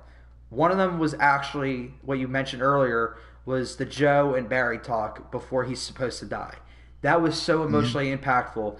But the other one was when Zoom beat the living shit out of Barry and he was dragging his basically corpse, his almost dead body around the city, just showcasing him. There is a thing in fandom, specifically me. I'm not gonna say it's all people, but there's something seeing your hero beaten to the ground because you know he's gonna end up coming back. But there's something epic about it, seeing your heroes just laying wasted. And don't act like it's some fucking sick part of me. We all have that in us somewhere, and just seeing that was just like this epic thing, saying like, "Oh fuck, that villain's so powerful, dude. This is gonna be an epic fight, dude. Like, yeah." It brought the testosterone out of me. It was fucking awesome. We never saw that in Crisis, not once. They were, Nope. we just saw a bunch of flip kicks and shit like that, and these shadow demons were one shot. There's too many of them. Literally, Supergirl's just sitting there, go bzz, bzz, Oh bzz, yeah, and that's just another problem. Yeah, that was another problem. There wasn't really much action. You know what I mean? yeah. For Crisis on Infinite Earths, not a lot of action. Yeah, like it would have been good if they actually had physical people. You know what I mean? As the shadow demons. You know what I mean? Yeah. How better would that would have been? Dude, that would have been fucking awesome. I wanted to see a 1v. How many of them were there? There was like fucking 10 of them. At the very Yep. end, there was like have a 1v10 of the Anti-Monitor. They had that, but then he went freaking CG big. Imagine it was the practical guy, right? Is when they were fighting, he just put up a shield and he was just getting blasted. I'm like, boo! Boo! Fucking throw a punch, pussy! I want to fucking see some heroes get launched. I wanted to see you choke slam Superman and make you his bitch. Just like fucking slap him around. Get Supergirl. She needs to be thought of less too. Give her a couple slaps too. Fucking trip Flash. Trip Flash. Make him fucking fall into a building. Go to Black Lightning. Kick him in the dick. Break his fucking suit. Do something. Don't just make a fucking shield. Bruh, this is fucking dumb. It was so stupid. I was so sad. I know this is unrelated to this, but I did remember my friend when we saw Endgame. I liked that little joke with Thanos when he was being on everybody. How he's like, well, at least he got out of the chair and actually exercised. Because you know in Infinity War he mostly used the gauntlet when he Yeah. fights. Yeah. So yeah, I like that joke. It's like at least he got up and worked out.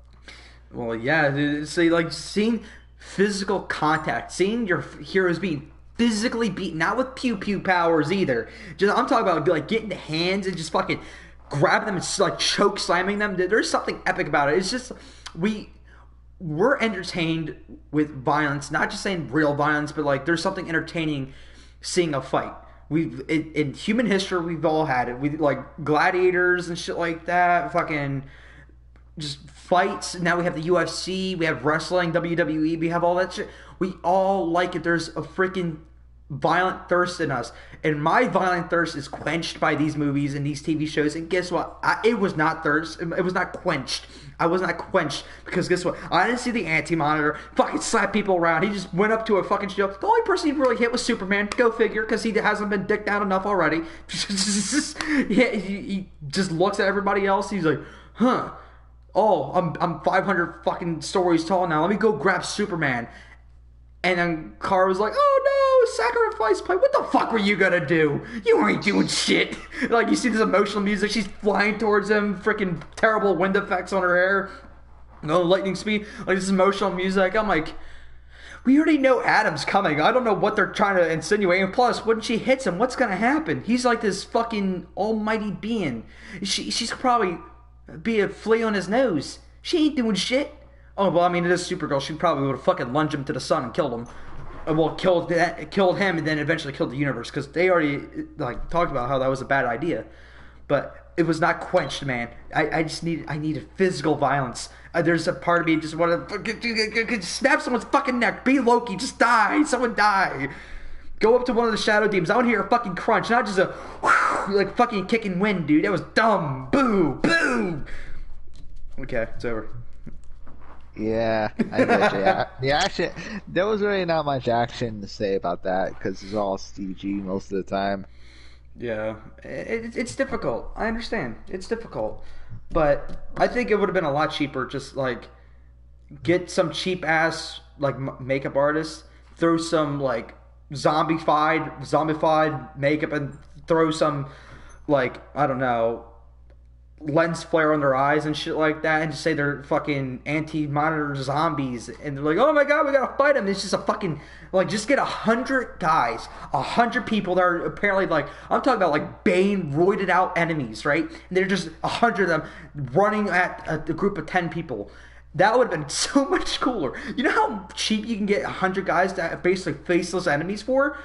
It's fucking dirt cheap. Just fucking have them launch in there. Just like, okay, guys, have fun, bite it out. Oh, by the way, guys, we're not doing any. Don't pull your punches. Actually, swing, and just you see fucking blood flying around. Just fucking make it a real fight. You know what? Fuck it. The costumes stay on, but it's actually them fighting. Let's see how it goes down. I'm down. I'm actually ready for this superhero gladiator ring. I'm ready. Man. That went other places. Well, do you have any other good parts of this crossover? Good parts. Again, the one thing that keeps sticking out to me is the formation of the Justice League.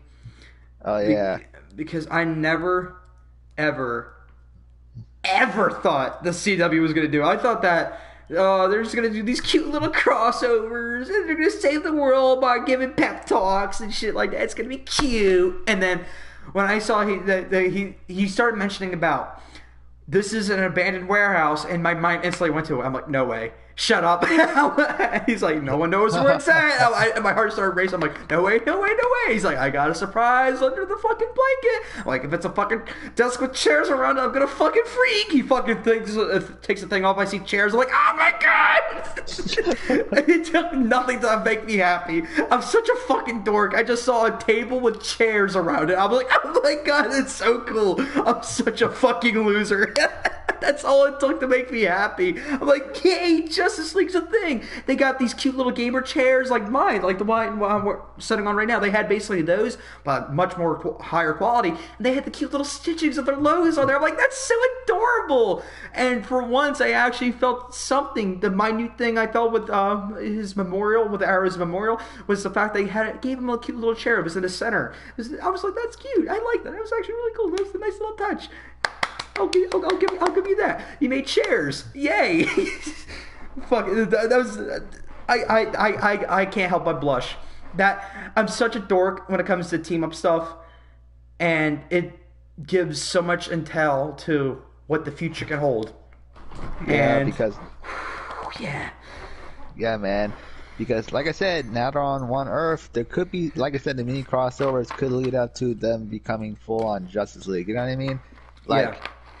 Like I said, they could set it up and maybe the next crossover will be something smaller or just be their first legit Justice League team up. You know what I mean?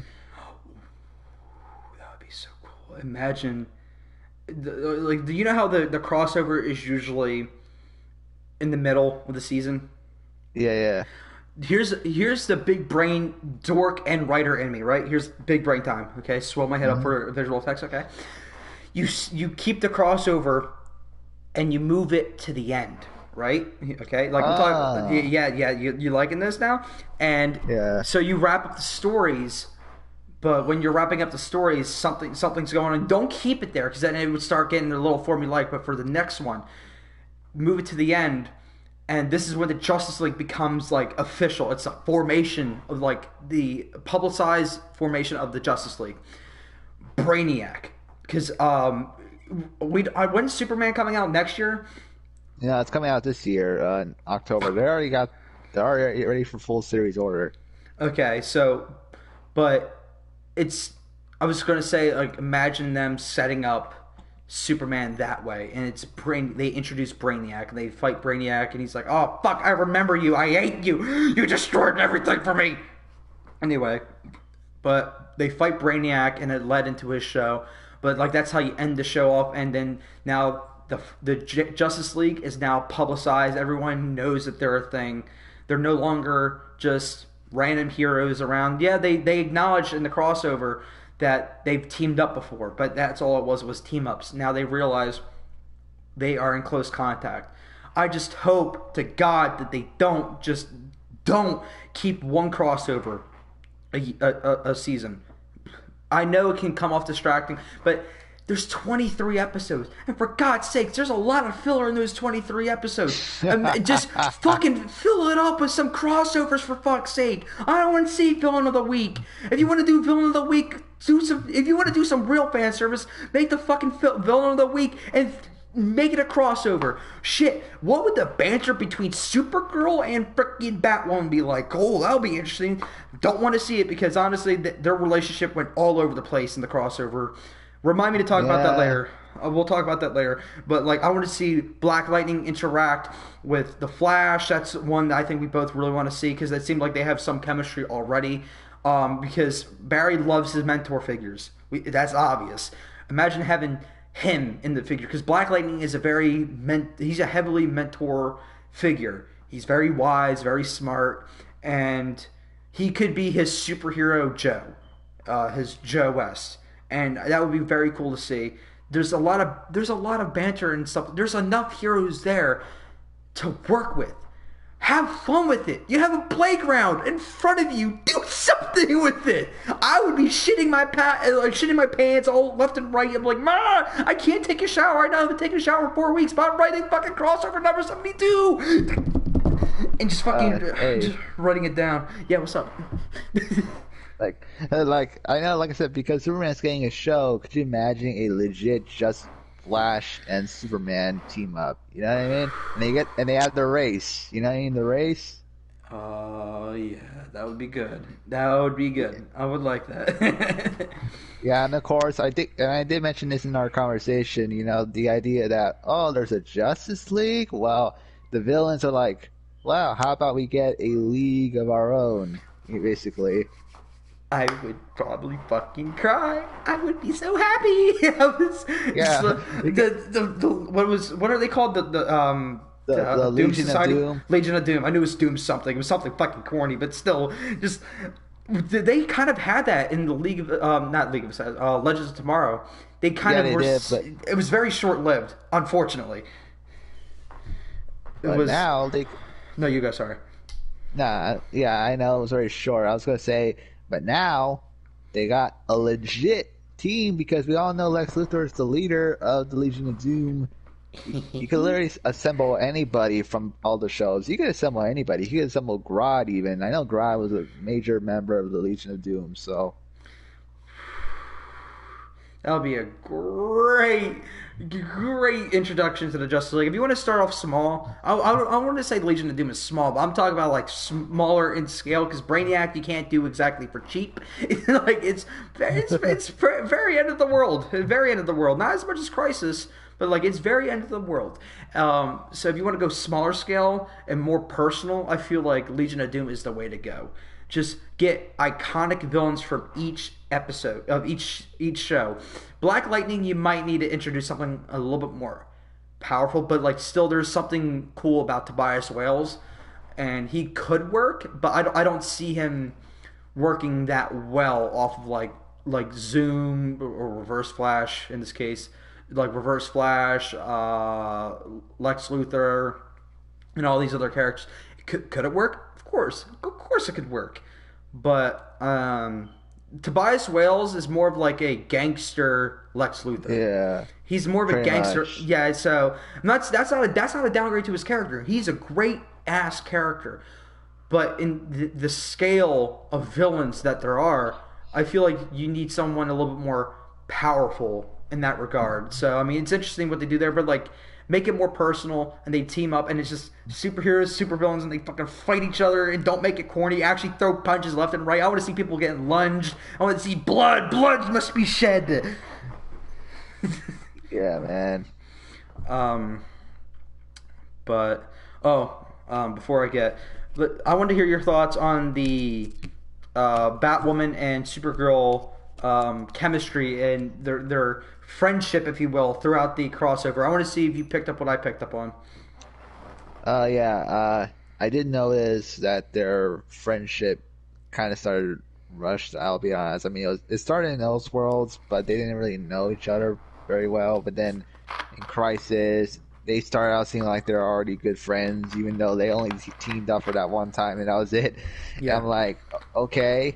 And then of course already Batwoman was mistrusting of Supergirl because she thought she was gonna go nuts, with the Book of Destiny, and she stole that kryptonite and all that stuff. And for a moment I thought they were gonna fight, but then again, I don't know, we don't have time for that shit.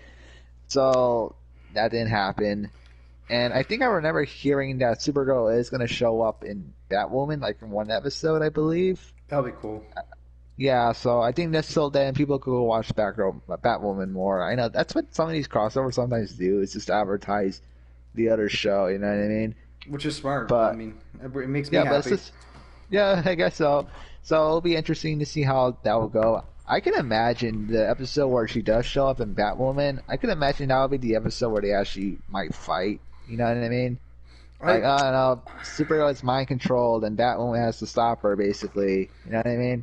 I don't want to see no mind control. I want to see genuine conflict. That's such a cop out. They did that with Superman like twice. You hit the money on the ball, or whatever the fuck the saying is, with what I saw. Their relationship was rushed. I mean, like royally rushed. Now they're already trusting each other, and then Batwoman was not trusting her. That's what they led us to believe. And then, literally, I'm talking about this is in the span of 10 minutes. 10 minutes time went from like rushed friendship to not trusting because of the freaking Kevin Conroy thing, and then went to like she showed her the kryptonite, and Kara got scared for obvious reasons because that came out of fucking left field. And then you know what Kara says? You know what she says? Keep it, Brett. Yeah. Brett, hold the fucking phone for a minute. Hold up. Hold up. You know what's funny about this? What? It's hilarious because when Superman said that to Batman, you know what's the only difference? They already had a close friendship. Of course he would say yes because he already trusts Batman at this point. Yeah. I have a good reason why. But like I said, these two only met for like one crossover plus this, and alright, sure. Why not? Keep it. What? They're rushing the relationship for these two characters. Let me stress this one more time. I've already mentioned this earlier in the episode, or not even the episode, the podcast, but I can't possibly stress this enough. You have 23 fucking episodes. Use them, for God freaking sake. Now that they're on the same Earth, you have no fucking excuse. No excuse. If you want these two to have a freaking 4-part crossover, just the two of them going la-di-da-di-da, go a freaking head, because they're your Superman and Superman and Batman of this universe. Okay, so use it, build that chemistry up, but don't you fucking dare try to make it rush. Just don't rush it. That shit takes time. You know what happened with Barry and Oliver? That shit took time. You know how they first met? Barry got a fucking arrow to the back. That's how they first met. And there was still some mistrust there in the second crossover, but there was still trust. As time went along, they started talking like they were family. They started talking with brothers. And that's when Barry was like, I trust you with every cell in my body. And guess what? I fucking bought it. You know why? Because there was like 7 crossovers with them. There was 7. They fought by each other's side. They know each other. They mentioned them talking. There was times where like when Oliver's identity was exposed. And you just see Barry's reaction. He's like, oh, fuck. It's just that sucks. But don't do that with Don't do that with Batwoman and Supergirl. That shit, it's got to take time. That's got to be built slowly. And I feel like they kind of already ruined it. But if we see more banter between those two, and we actually see some form of connection, I'll be down. I'll be down. But Kate's still got to get into her own. You haven't seen the show. I have. She's still very inexperienced. She gets her ass kicked. Yeah, she actually gets her ass kicked, and that's why I actually genuinely like the show. She gets her ass kicked. She is cocky, and it's not the cocky kind where like she knows she thinks she's better than everyone, and then she ends up being better than anyone. She gets cocky and arrogant, as in she thinks she'll be okay, and then she gets into trouble, and she's like, "Well, I fucked up," and then she moves on, and then she. That's why I like that show a little bit more. So as she evolves into her own character, I think the dynamic between her and Supergirl will change. So I'm really intrigued to see what they do with that. You know what's funny? When you mentioned how she and Supergirl are just Superman and Batman in this universe, yet we already have Superman in there. It's like you're trying to forget that he's already in here. And then there is a Batman. Yeah, and then there is a Batman out there. We just haven't seen him yet, or if we will ever see him.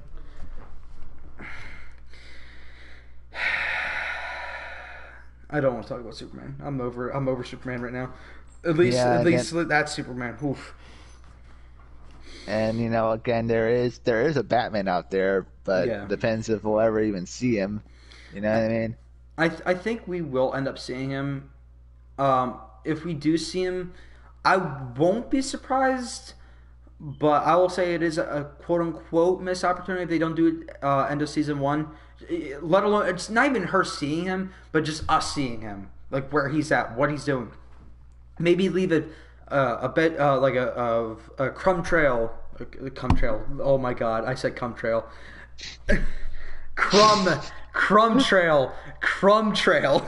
I said cum trail. Oh my god. What do you want, man? Like, what are you on right now? A crumb trail of just bread, just like here's where Batman's at.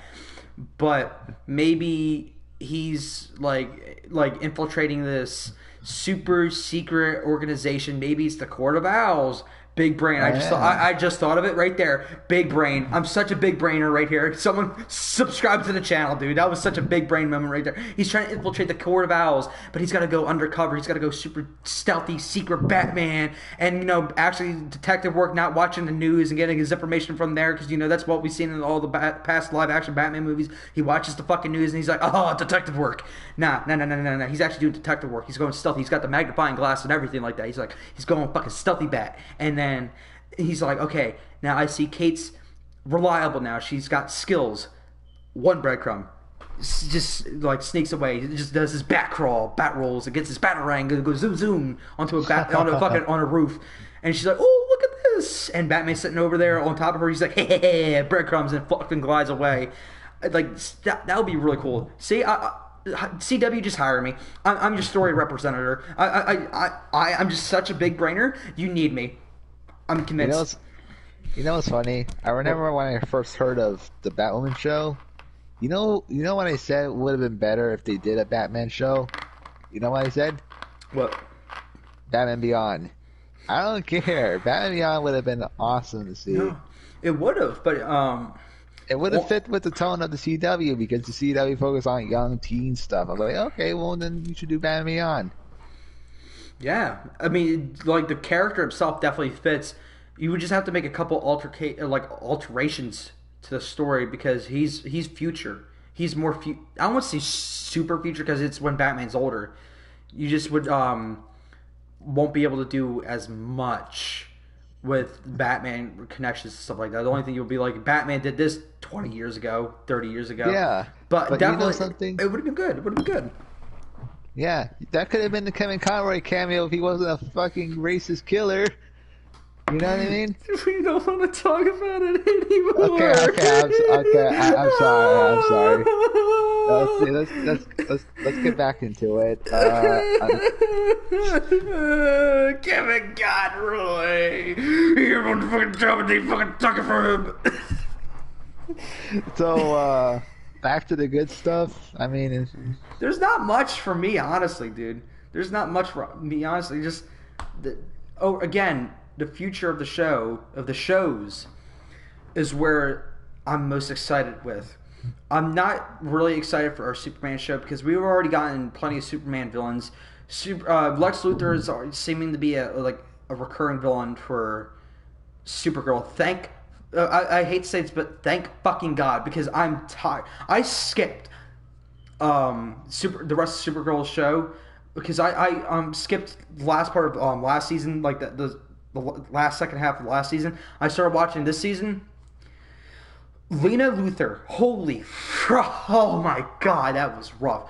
You don't know about Lena Luthor, do you? Like, what happened with her?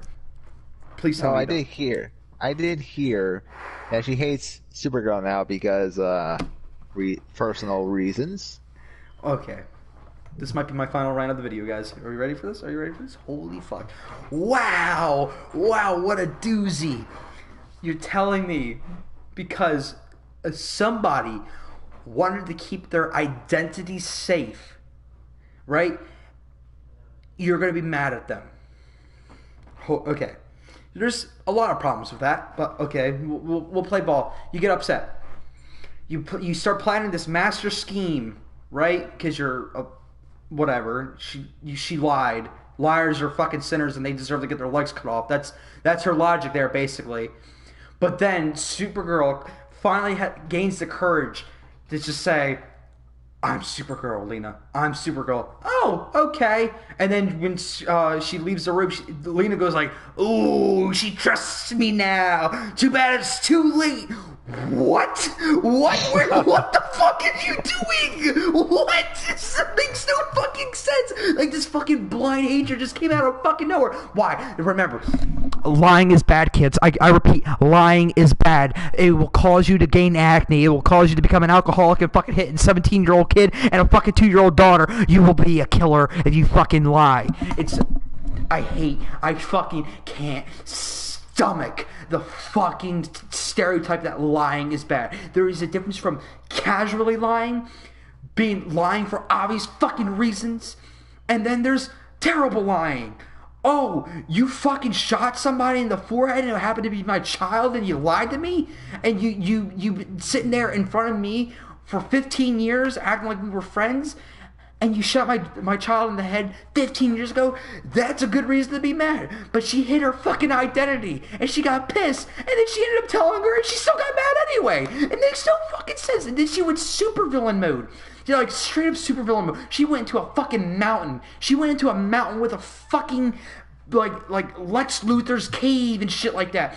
And she had blasters and cannons and shit like that. She was gonna build AI, and she had a fucking army. She was building the fucking Skynet of armies and shit like that. I'm like, why? Why are you doing this? Oh, because Supergirl lied. Your friend lied. And now you want to cure the earth of fucking like evil. And what's this evil you're trying to cure? Liars. But you've seen murderers, you've seen rapists, you've seen people dying of starvation, but this is what got you over the edge? Are you fucking serious? Get that shit out of there. That's the dumbest, worst writing I've ever seen in the CW history. I was genuinely baffled. I was a loss for words. I was sitting there like, and I swear to God, my brother thought I was having a stroke. I might have a stroke right here, right now. I'm losing oxygen to my brain. I feel my brain choking right now. I don't get it. How do people get paid to write this garbage? I don't get it. Honestly, Supergirl is one of the worst written superhero shows I've ever seen, and there's been some bad ones. I'm not talking about dialogue. I'm talking about just conflict-wise. The conflict in that show is absolute crap. And how does it get solved? 2 sentences worth of fucking pep talk. You're worse than the Flash, for God's sakes. At least the Flash has some form of attempt at their fucking pep talks. Even though it's every fucking episode, it gets old really fucking quickly. Like, you know, thanks, you wanna know Supergirl. something, man? Yeah, go You ahead. wanna know something? Please. when you said Supergirl is one of the worst written superhero shows of all time, I was gonna say, oh man, wait until you get to see Titans someday. You're gonna have a laugh, mate. I'm not paying a goddamn dollar to see that show. Oh, They want what $70 a year for that shit? Get the fuck out of here! You wish. at least watch clips. You're gonna freaking laugh and cry. I'm just gonna be honest with you. Fuck Batman. Which is ironic because Oliver, in a way, kind of created the events of Titans, I guess, because we saw the cameos in the ending. You know what I mean? They showed Titans, which is footage of the show. It's like, okay, nothing's changed for that. Doom Patrol, which, by the way, I heard is a really good show. I have to check it out. I really want to see it. And then Swamp Thing, which apparently got canceled, so they ironically had to put that in there. You know what I mean? Mm-hmm. So that was Swamp Thing actually brooding about his show getting canceled because he was sitting against a tree. And he was like, "My show got canceled, and I only had it once a season." Fucking flipping shit. yeah, it's kind of ironic that it's ironic that Oliver could have potentially rebooted the DCU or some shit. The reason why we're getting Robert Pattinson instead of Ben Affleck, because we'll get to that in a second. The DCU thing, we'll get to that in a second. I'm just trying to say that because it'll be kind of funny, right? That the reboot also rebooted the DCU, but we'll get that in a sec. I mean, we could talk about it now. The thing is, do I think it's gonna happen? Absolutely not. Will it be really cool? Yeah, hell yeah. It would be the coolest fucking thing in the world. Like, just acknowledging that everything in the DC universe was connected. There was a multiverse out there, and now everything's changed because of it. That would be really interesting, but I don't see it happening. Under 10%. I see actually under 10% of that happening, mainly because the people there's a lot more people who watch the movies than they do the shows, and the people who don't watch the shows who go to the movies and they try to make this connection to the TV shows, no one in their goddamn mind is going to watch 8 seasons of Arrow, 6 seasons of Flash, and all this other shit to get caught up to see what happened. And again, it would be the coolest fucking thing in the world, but that would be for us. Maybe if they I'm talking about background noise, they acknowledge that they were connected and don't make it a major plot line. Yes, that would be really cool. I think that could work. I think that goes up to 30%, around 30% of that possibly happening. Man, that would be so freaking cool though. Just imagine everything changing, but I don't think the DC extended universe is dead as of now, just because it kind of is because they're not really focusing on that stuff. Yeah, we're not getting a Justice League 2. They haven't even announced it. They haven't even started. As far as I know, they haven't even started writing a script, even doing storyline details, and I'm not going to talk about Justice League for long. I'm talking about movie Justice League because we're going to get into a conversation I don't want to get a part of, and I'm pretty sure Webhead knows what I'm going at. I don't want to. Out of those words, words do not go along in my channel. If you say that in my comments, I will fucking ban you permanently. Just saying. Anyway, you go. Yeah. I was gonna say, but the reason we started talking about the DCU is because the biggest surprise, and apparently the one that was kept secret, yet the other cameos they decided to talk about anyway on the press before it came out, was Ezra Miller's Flash showing up, which was like, what the hell? It's like, you gotta be kidding me. It was great and all, but it was like one of those things where it didn't really add much. You know what I mean? Yeah, I definitely know what you mean. Yeah, it's still the best moment of the crossover. I'm going to be fair with you.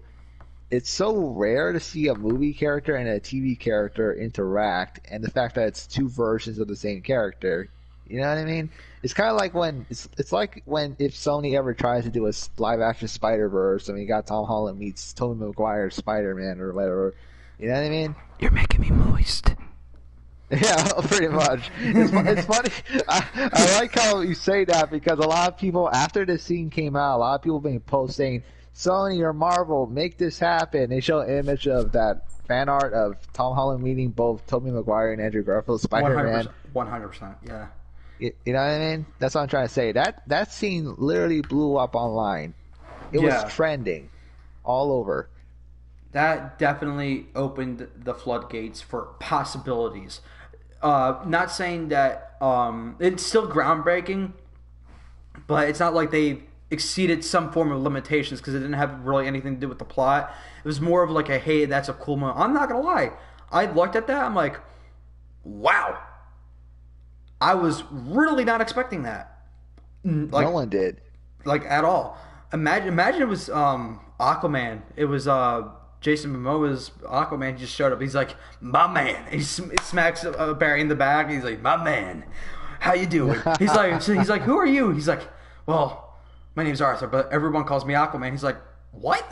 And he's like, listen, we have a lot of weird shit over here, but Aquaman, he's like, I'm guessing you're a superhero. He's like, yeah, I talk to fish.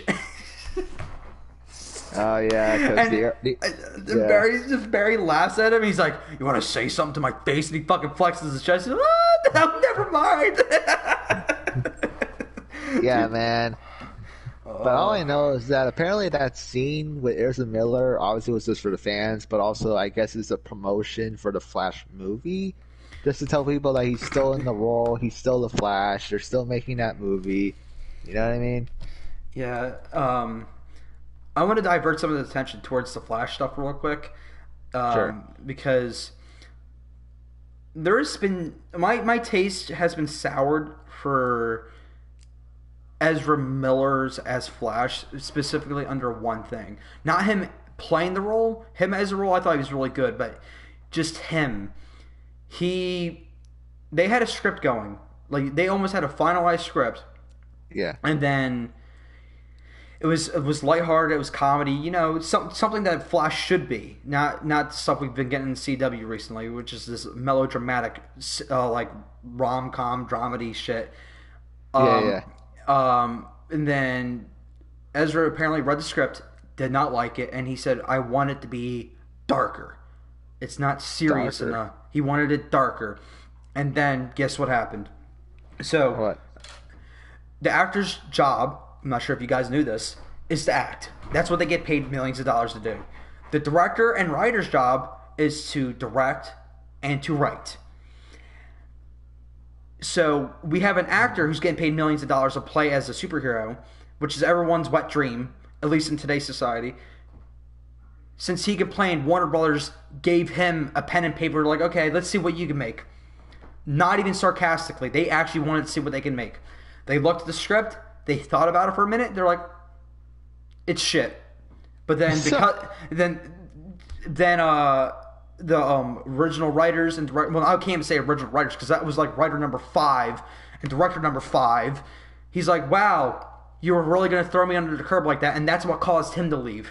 That's what caused it to go back even farther, because Ezra Miller wanted to make a whole new script.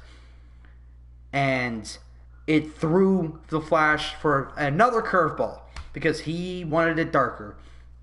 I don't know what this sick fantasy... It's changing recently. I'm not saying that everything needs to be goofball, funny, calm, whatever. Not everything needs to be dark and serious. Not everything needs to be super lighthearted. If it was too tongue-in-cheek, I understand. Let's add a little bit more serious tones. If it was Flashpoint, I definitely understand.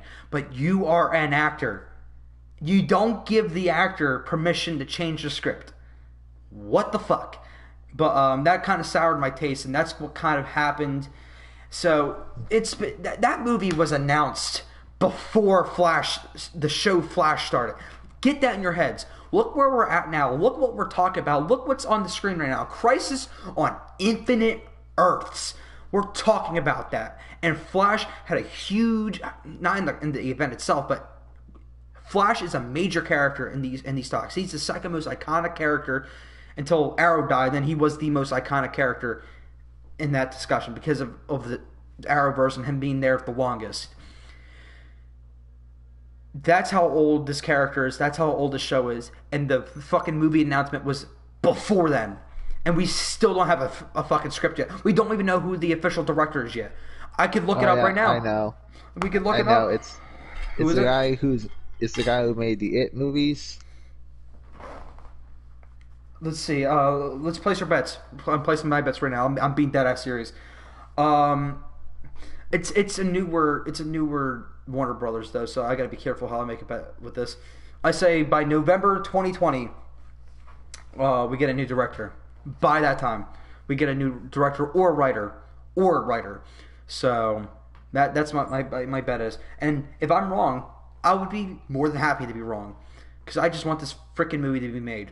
Because they got to do something different with this role, because Y- we have a Flash show.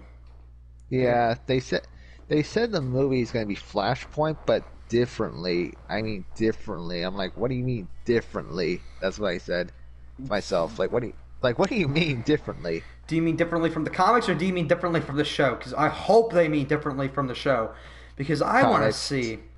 Oh no. Oh Yeah, comics. no, dude! I wanted to see Wonder Woman fighting Aquaman and his people. I wanted to see Thomas Wayne as Batman. That would have been a great way to introduce Robert Pattinson as I Batman.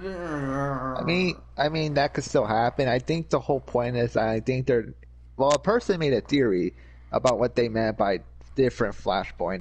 This person said, and a lot of people were kind of supporting it. They said instead of saving his mother, Barry goes back in time to change certain events of the movies. Like he's trying to erase Batman v Superman or something like that, trying to change events basically to make things better, and that's when it starts going worse. You know what I mean? I know And what you mean. like he's trying to change events to be better, basically. So I'm like, okay, I guess that would explain a few things why we have a different Batman, but it's still kind of the same, if he was saving his mother, you know what I mean? There's only there's a couple problems with that though. Like after BVS, we have Justice League, and everything went a lot better with Justice League, unless they have an opening act or opening 20 minutes, them establishing a world after Justice League. It's not this tongue in cheek happy world.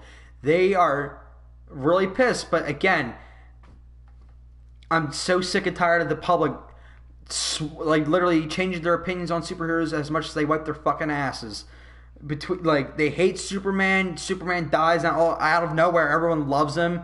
He comes back. People are shooting at him again, and then he comes back as Superman, like real Superman. And everyone's praising him. Like, ah, Superman, yeah, yeah, Queen, yeah. And there's a lot of inconsistencies with the show, with the movies already. So if they do something with Flashpoint, I feel like it's going to be more drastic. Now, if I have to make a very quick theory, like no thought behind this, what if he accidentally goes back in time, but he goes so far back in time that explains why we get a younger Batman. So like Thomas Wayne and Martha Wayne give birth to Batman late in later years and shit like that. So that would explain Oh, the yeah. age difference and stuff like that. I'm not saying we'll go back to freaking 1873. I'm not saying all that. No, but that would be a really cool movie. I'm not even a movie. That would be a cool short. Seeing Flash and Civil War bread, that would be kind of cool. That would be kind of cool. Anyway, sidetracking. I don't know where you could go, but there's a lot to play with, and maybe like he ends up, I don't know. We got to get something bad. Obviously, we got to get something so fucked up.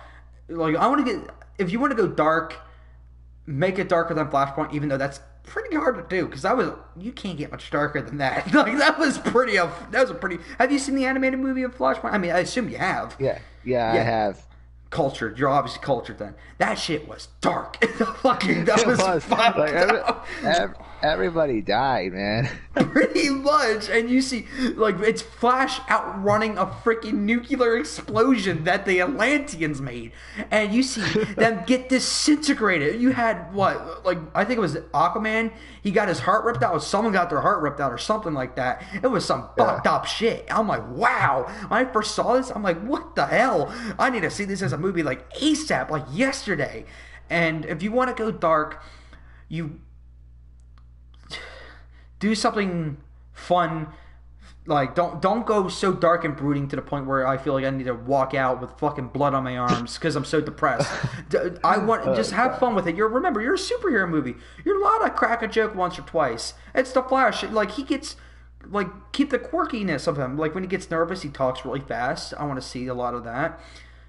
But you can still have darker elements. You can have a darker story. What would you be interested in seeing if he goes farther back, even farther back, than his mother's death? Like, where would you like to see? Uh, Let me see. Maybe seeing certain events of DC history that we probably might not see for a long time or something. Okay. You know what I mean? Like Yeah. some more world building a bit. Like I know there's the Black Adam movie. Apparently that movie's gonna have the Justice League, the Justice Society of America, or some shit. Ooh. So that'd be kind of cool. Uh, Anything really. I mean, if Flash is going to change events throughout the DC universe, I guess it'll explain a few things, like maybe why Wonder Woman's character is different in her films than in BVS or something. You know what I mean? Honestly, I can see why they're going different from the comics now because they're resetting the movies. They're not resetting like the comics. They're resetting everything. Like they're like, okay, we don't feel like rebooting. We already got some actors we kind of like, so we'll just change a couple things. Hopefully, everyone like just Ben's and I like okay, whatever, and like just move on. So I kind of see why they're doing that now, but the question is that like the same question I asked, where do they go? That would be interesting that you said that with Black Adam and the Justice Society of America. That's an interesting thing. When's Black Adam supposed to come out next year? Yeah, I think so. I think it's supposed to come out next December. I think. I need to look it up. I know they were going to start filming soon. Yeah, But but have that be your quote unquote unofficial new start to the DC EU, right? And then have Flashpoint kind of tie into that, and yeah, and then maybe at the end of Black Adam, just like Flash comes at the end, like like an end credit scene. He's like, "Well, things are really different," and you see Black Adam. He's like, "What the fuck?" It's just like, and like I think that'll be a really cool starter. And then you see the Flashpoint. You see the Flashpoint movie, and then you see the context of that, and then we got a whole new world.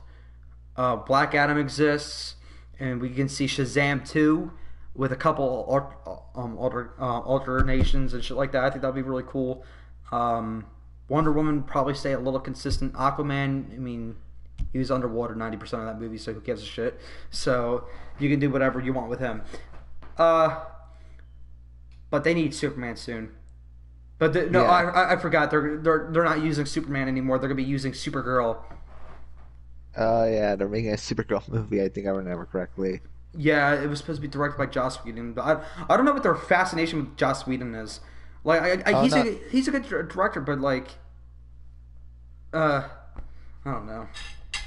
yeah, it's funny. We're kind of off track right now. We were talking about Crisis, and now we're talking about DCEU stuff.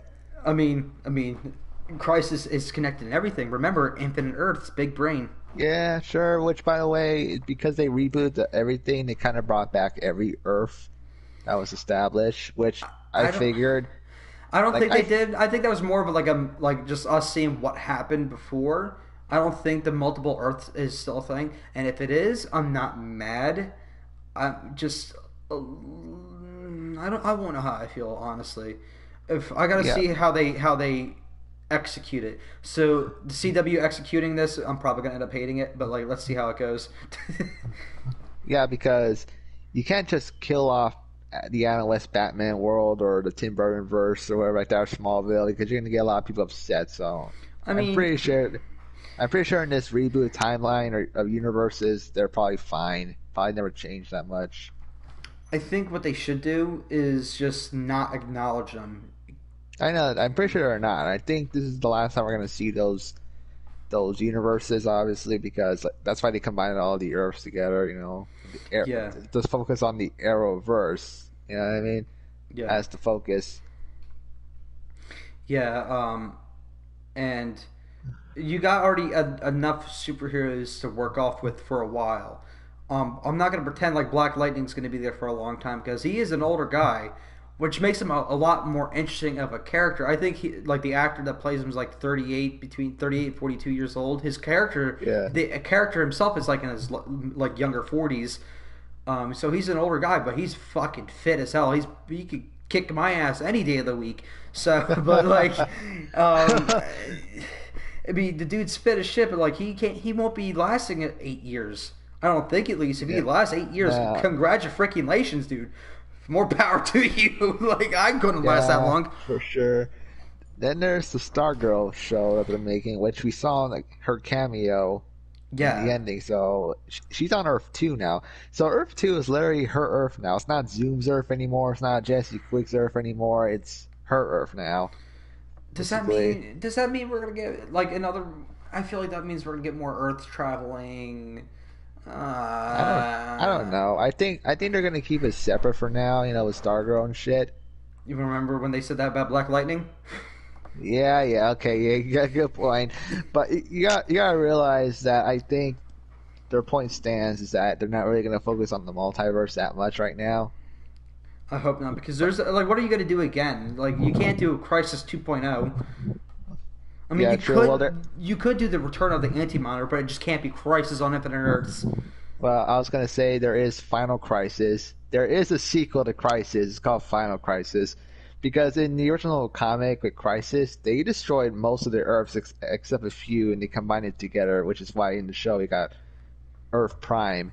But in Final Crisis, they brought the multiverse back. That's literally what they did in that storyline, and there's no point because they already brought back the multiverse anyway. Yeah. So there's no point of doing Final Crisis.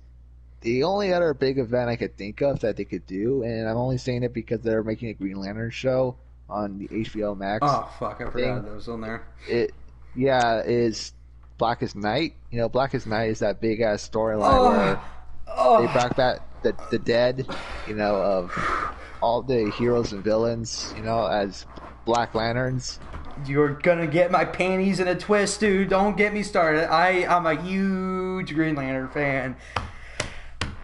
Brightest Day, not as good, but Blackest Night is fucking kick ass. Jeff Johns is a god in my eyes, what he did with the Green Lantern. That's why anything Green Lantern related, I want his fucking thumbprint on it. Dude is a freaking master. He's the reason why we have multiple lanterns, by the way, guys. He's the reason why we have blue lanterns, red lanterns, all these other things. He's the reason. He's the reason why, what's his face? Was it Guy? I think it was Guy Gardner, and wielding a Green Lantern ring and a Red Lantern ring, because he's that fucking cool. Dude, bruh, it's so fucking cool. And then you get to see Kyle Rayner wield fucking multiple rings. He's just flying by each core, and he's like, yo, what's up, Red Lanterns, what's up, bitches? And they're like, yo, what's up, buh? And then you go by the Yellow Lanterns, he's like, yo, what's up, Sinestro Crew? And he's like, yo, what's up, bruh? And he's just going stop by stop, and then becomes a fucking White Lantern, just literally searching the perimeter of the perimeter of the universe. Because fuck it, dude, that's fucking cool. And then the Dead Rise, and the freaking Yellow Lanterns started like literally recruiting all over the fucking universe and shit. And you get Batman. Batman was going to be a fucking Yellow Lantern. He's like, get that shit off of me. And he fucking flew away. He's like, okay, fucking flies away. Flash becomes a Blue Lantern. Bruh, imagine Flash, Barry Allen, Grant Gustin wielding a Blue Lantern ring. Talk about fucking moist. I would be moister than an oyster. I would be fucking awesome. That would be, oh my god. You got the blood flowing, dude. I'm a little aroused right now. Oh my. Yeah, because they are making a Green Lantern show, which apparently will be made by the same people who made the Arrowverse, except it would be more big budget, like more budget basically for that show. It's HBO Max, so they can afford it. Yeah, so it makes you wonder if they're gonna try to connect this with the Arrowverse or some shit, and eventually down the road we'll see a National Green Lantern on there, and then whoever that Green Lantern will be in that show. And then, like I said, the next big event will be Blackest Night. You know, after all the Green Lantern lore is established, you know what I mean? Just imagine seeing all the dead characters from the Arrowverse come back, like Dead Zoom again or something, or some other character. Oh, that'd be so cool! Oh my god! Oh, dude! Oh man! Oh, you're getting my blood fuming, dude. Dude. Oh. Nothing would make me like. I'm serious. Blackest Night might be one of my favorite storylines in DC history. And I genuinely mean that. There's that and Kingdom Come and then Crisis on Infinite Earths. Even though Crisis on Infinite Earths was just literally clean up. They all acknowledged that, but it was still fucking cool. But Kingdom Come, I actually was one of the few comic books I read from beginning to end in one sitting. It was like I haven't read many comic books in my days, and that was one I actually read from beginning to end in one sitting in like 2 hours. What a great read! That should be a story. That should be a movie. That should be a crossover event. I don't care. I want to see it. I need that shit in my veins. And Blackest Night, I don't care how the fuck I get. I want to see spectacle. I want to see great visual effects. I want to see the fucking dead rise. I want to see Hal Jordan, Kyle Rayner. I want to see them all. I want to see them just screaming the fucking Green Lantern oath. And I want to see freaking what's his face, the priest, Saint Walker. Thank you. Self-conscious. Saint Walker's flying in there. He's like, "Yo, what's up, bitch?" I'm a nerd. I can't help it. Yeah, there's so much potential for future storylines they could use. The one thing I'm worried about, and I don't know if they would do this, is Darkseid. Apocalypse shit. You think they will do that? I mean, they did Crisis on Infinite Earths, so literally, the sky's the limit. Because Crisis on Infinite Earths, even for a movie budget, dude, that's expensive. Like Sure. I'm talking about like ignore how we got Crisis here because this was like cheap as you can get when it comes to Crisis, which I'm okay with because it's a TV show. It's already expensive. Like you're crunched for time when it comes to visual effects. So that I understand. But if you do a movie and you want to do it right, you are making one hell of an expensive movie. I'm talking Titanic numbers expensive. That's like a $225 million movie. Just this is the pure. If you get the scale right. But if they do Darkseid, it is possible. It is definitely possible. Oh, for sure. I just want to see something. It's the makeup job on the Andy Monitor was it was cool design, but there was so much on him, and it was cheaply made that he couldn't really express well. And if you can see that if they can get a better makeup artist, I want to see a practical Darkseid, which is already not great. But again, you got to work with your limits, especially for a TV show. Just get a really big Yeah, for guy. sure. Just get a really big guy, make it Darkseid. Maybe do some like visual effects, make him bigger, Yeah. and then just fucking just work with that. So True. yeah, yeah, there's a lot of potential there. Okay, let's do up our wrapping our final thoughts because we've been talking for 3 hours. Well, wait, hell, 3.5 hours. Holy hell! Yeah. So here we are, guys. We're gonna wrap up our thoughts. We've been talking for a lot lately. So, just your final thoughts. Okay. So Crisis on Infinite Earths wasn't the crossover that we all expected to be. It had its moments. I will say it. It did have good moments, even though it, like I said, I would have rather had a lot better with the story, had more character moments. But the moments we did get that were good, I liked. I like seeing the cameos, even if it was not necessary.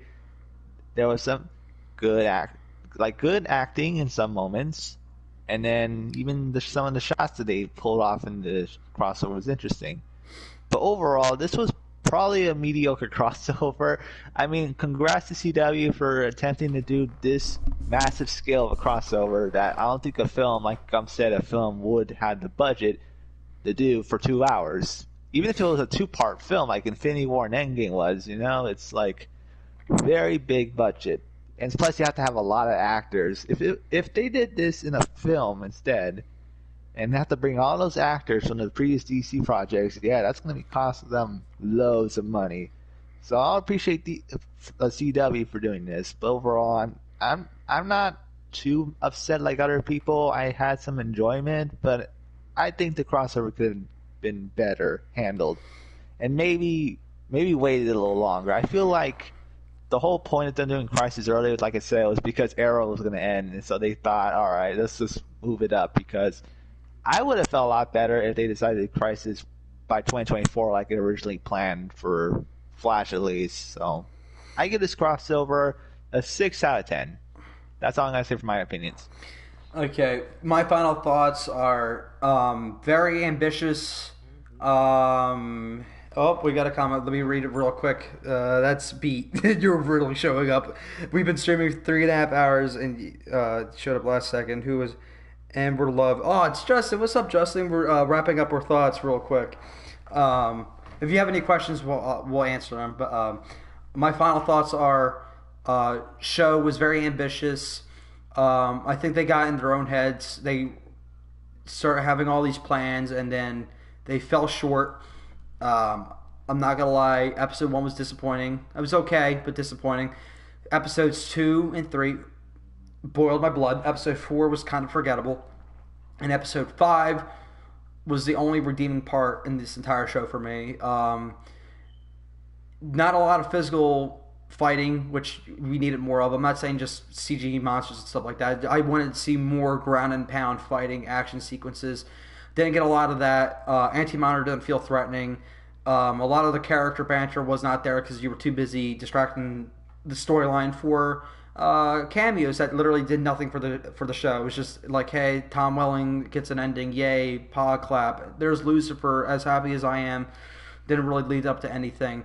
It was so much there, but all was very like mishandled. But the most positive thing I could say for this crossover, it leaves me more excited for the future of the CW universe. I want to hear you guys' thoughts in the comments down below. If you still have stuck around, if you're watching this pre-recorded, we only got one live viewer, and that was in the last 15 minutes of the video. Of course, why not?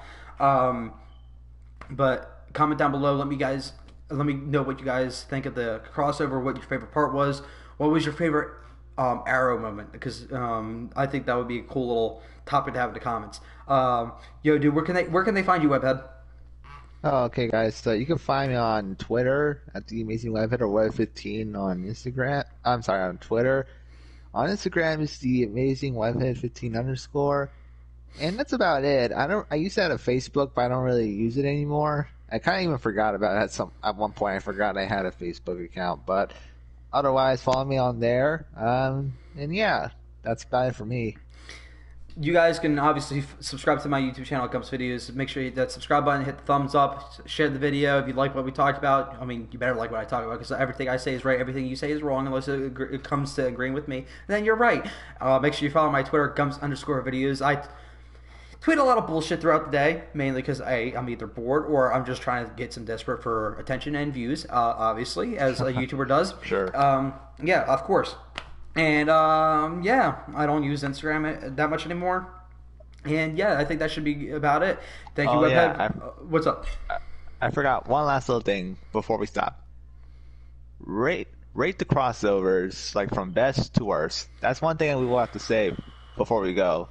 Ooh, okay. Obviously, I don't remember them all. The one with like what was Earth X was my favorite. Yeah, Airfax. Okay. What was the one before that? What was the crossover before that one? Oh, the invasion one with the Dominators. Oh, fuck that one. What was before that? Was that because I know the first one was Vandal Savage. No, the first one was not Vandal Savage. That was the one before that, right? Yeah. Okay, so it was Flash versus Arrow. Yeah. Then Vandal Savage. Then Invasion. Then I guess the musical episode, and then I mean it doesn't really count as a Yeah, we're not gonna crossover. Yeah, we won't cut that one. So yeah, Invasion, then Earth X, then Elseworlds, then Crisis. Okay, so Earth X, Elseworlds, Flash versus Arrow, Vandal Savage, I guess. Ooh, that's a tough one. Because I kind of hated them both. This is a tough one. These last two ones are rough. I'll say Crisis and then I'll go Dominators mainly because at least with Crisis there was ambition there, even though the execution was, I'm talking about enragingly bad, like enragingly bad. But at least it left me wanting more out of the universe of the Arrowverse, something that the Dominators haven't really done. There was a lot of missed opportunities with that. What about you, dude? Okay, real quick for me. One is Earthx. Two is probably Elseworlds. Three, okay, three is Flash vs. Zero, so it's kind of similar to your list almost. Four, I think Crisis. I'll admit, like I said, ambitions. Fifth, Dominators. And sixth last is Vandal Savage, because Yeah, because in reality, the Vandal Savage one was really just a setup for Legends. So it really really, was. so yeah, that's about it, guys. Thank you for watching our long discussion on this crossover because this is how we met. It all came down with the Arrowverse. Yes, indeed. Thank you guys so much for watching. I hope you guys enjoyed the video. Make sure you hit the subscribe button, like I said before. Make sure you subscribe. Make sure you follow my Twitter, Gumps_videos. Make sure you go support my friend Webhead over here. He's a great lad. He's a great chat. We've been friends for a hot minute. And anyways, guys, thank you so much for watching, and I'll see you in the next one. Peace. See ya, man.